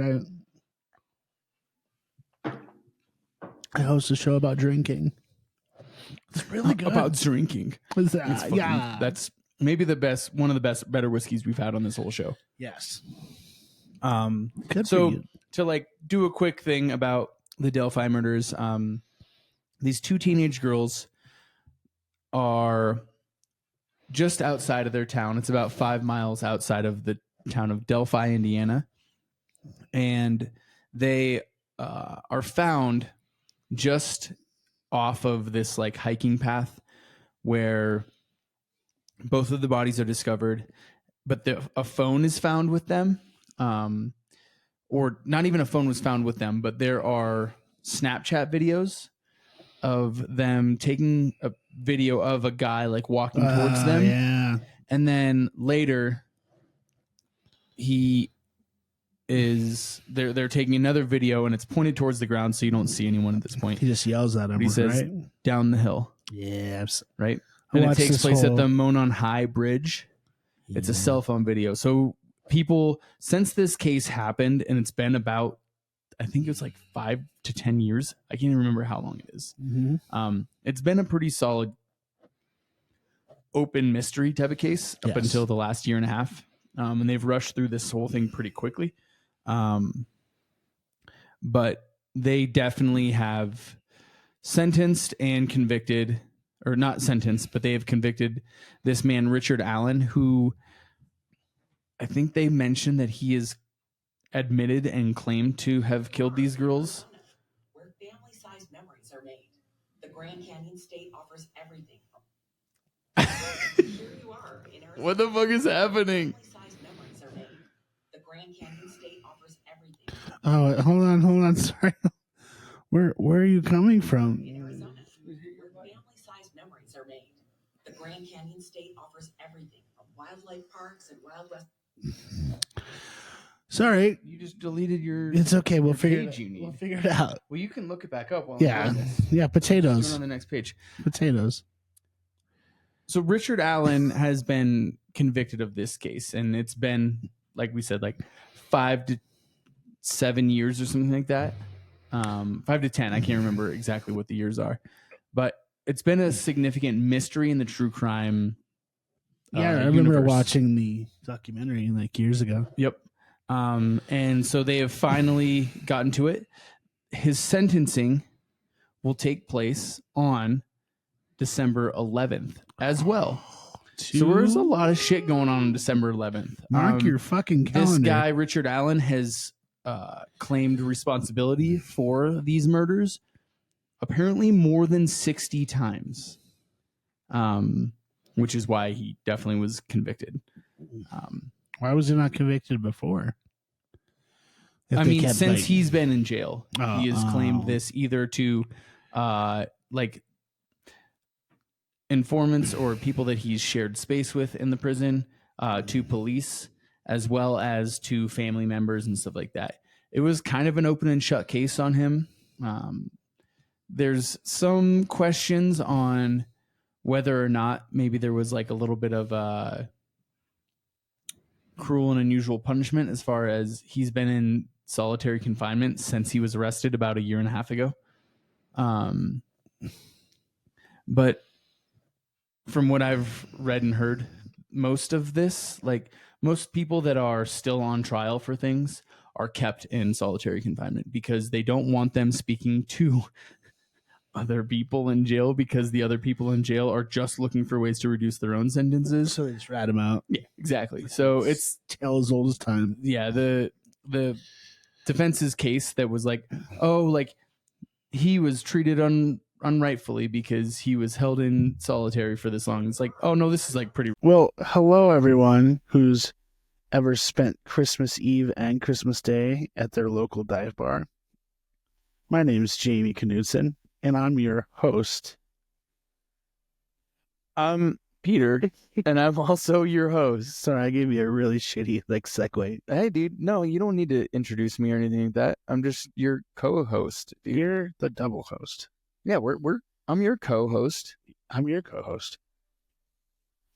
So welcome to another disgustingly deranged episode of Drunk and Demonic. Disgustingly deranged? Yeah, Is that what we are? I don't know. Has anyone ever called you that? I just thought about it right now, to be honest with you. It's pretty fucked up that people are just going to support someone that just openly killed someone as they're walking out of a meeting.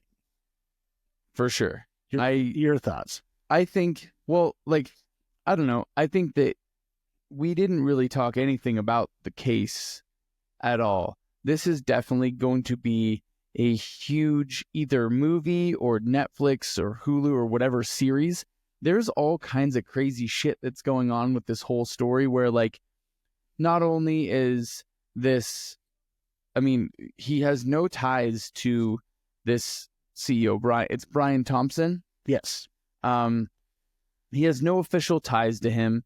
He doesn't know, like, I don't know how he knew where Brian Thompson was going to be. I'm sure that Brian Thompson has a very dramatic schedule. It was like outside of the health. It was outside of the. What was it? The hotel that he was staying at, because he was in town for a conference of a shareholders meeting in New York City, right? Yeah, he doesn't live there, so like this whole thing is crazy. How he even knew where he was going to be. I'll find you. That's what. Anyway, yeah. There's also some crazy things about how he was caught. And like this like bag of Monopoly money that he like left behind that was just there. Like no other evidence was in the bag. It was just to fuck with police. I thought that was an interesting part of it. I think that there is certainly also some interesting things. I know you've seen it because you've looked at a decent amount in this case, I'm sure, that like maybe it's not him. Have you watched Winnie the Pooh, Blood and Honey? Yes. So yeah, I've only watched. That's the original, like the first one, right? I've only watched 15 minutes of it. I was like, this is fucking garbage. I can't watch it. I'm going to give it a chance. It's not good though. Well, it's like they had a great idea and they built it with no budget. And it kind of got a little bit of like oomph. So they came out with Winnie the Pooh, Blood and Honey 2. Is it called Blood and Honey? No, Winnie the Pooh 2, Blood and Honey, right? Yeah, maybe. I don't know. Yeah. But I know what you're talking about. Yeah. So the second one had a way bigger budget. Yeah. Apparently it's better. I haven't watched it yet. Oh, you haven't seen it yet? Yeah. I don't know. Is it out? Oh, yeah. Okay. I honestly have heard that it's significantly better. Like it's actually a really good movie. Yeah. Is what I've heard in reviews of. They have money. So what I found out is not only are they riding with this Winnie the Pooh, they're now coming out. Bringing the rest of them. They're coming out with a Bambi movie. The same production company? Movie? Yeah. Okay. They're coming out with Bambi, Pinocchio, and their last big reveal is called the Pooniverse.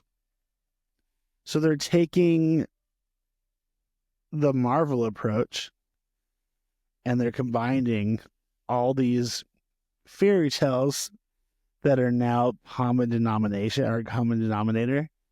And they're I don't think that's the word you're looking for at all. Common denomination? Domain? Yeah. I'm sorry, I've been drinking. You're smarter than me. So common domain. Give me that.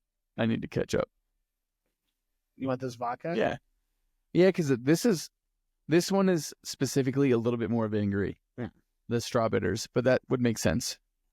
Yeah, so common domain, these are now. So they're making a Avengers style Winnie the Pooh horror movie, which will feature all your beloved characters from Winnie the Pooh, Rabbit, Yep, Eeyore, Piglet, but now failed mention Pinocchio. Mm-hmm. Now they have Bambi. Was there not a Pinocchio horror movie made a couple years ago? I feel like it was maybe 5 or 6 years ago. I feel like I saw it. There was the Benicio del Toro one that was made. Yeah, maybe that was it. I don't. It wasn't like a horror movie. It was like a Suspense. a real take on Pinocchio. Maybe, I don't know. It was really good. Okay. I don't have any. I could maybe try to look it up, but I don't think I could be even able to find it at this point. Well, there's a lot of other characters in this. Yeah. But I'm not gonna The Pooniverse. the Pooniverse. I don't love that. I don't know if I do. That's where I was getting at. I was like, this is really all right. I get it. I think that, and it honestly will tie into what we're gonna focus this whole episode on is like, do we really need to keep doing all these like remakes of things that have already been done? And we're going to like do this again and we're going to do this again. Like some things deserve a refresh. Mm-hmm. Some things do not. Exactly. But this something that we need to refresh? I'm going to watch horror. Fuck it, I'll watch it. I'm going to watch Horror Bambi for Yeah. sure. Pinocchio. Oh, dude, are they going to call it Dambi? Like DAMNBI? I think it was like Bambi, First Blood or something. No, that's Rambo. Let me find it for you. Bambo. It's Bambo, dude. It's Bambo. First Blood. Here, I'll pull it up for you right now. They did draw First Blood. It's called Bambi the Reckoning. I was really hoping it was going to be First Blood. Because, like, straight up, they killed Bambi's mom, and that was fucked up. Honestly, this one's a better, from the get-go, I can see it way more than I can see the Winnie the Pooh thing. 100%. And I looking think up the Poohniverse. Yeah, of course. Oh, I am. God. Who's this guy? Dan Punivore. No, That's not who we're looking at.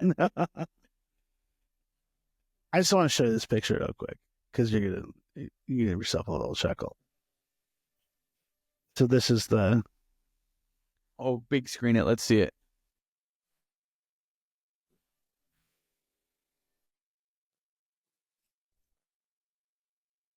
Oh my God. so that's obviously Winnie the Pooh riding Bambi. We got Bambi, we got Piglet. Who's this chick? I don't know. I'm sorry. I'm getting like super close on here. Oh, Piglet's down to the right, actually. That'll be Tigger to the left there.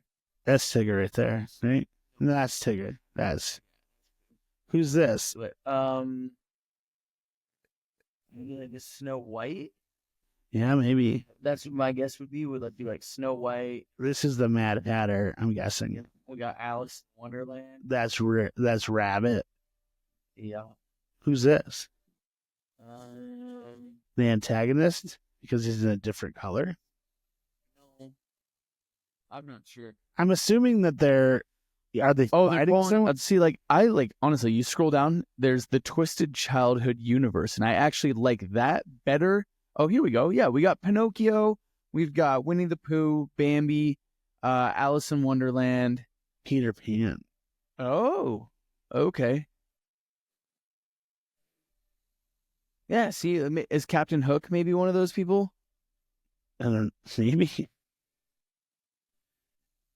Either way, I like it honestly. I like the Poohniverse way less than I like the Twisted Childhood franchise. No shit. Or Universe is the stupidest name Yeah, ever. Poohniverse is really dumb. Childhood Assemble. Yep. Well, that's all I had for you. Word, man. I'm glad that you didn't talk about. It's okay. We can bring thing. it. Yeah. So this was way better. I'm excited for all of those movies. I'll watch them no matter how dumb they are, because that's what we do here. That's what 100%.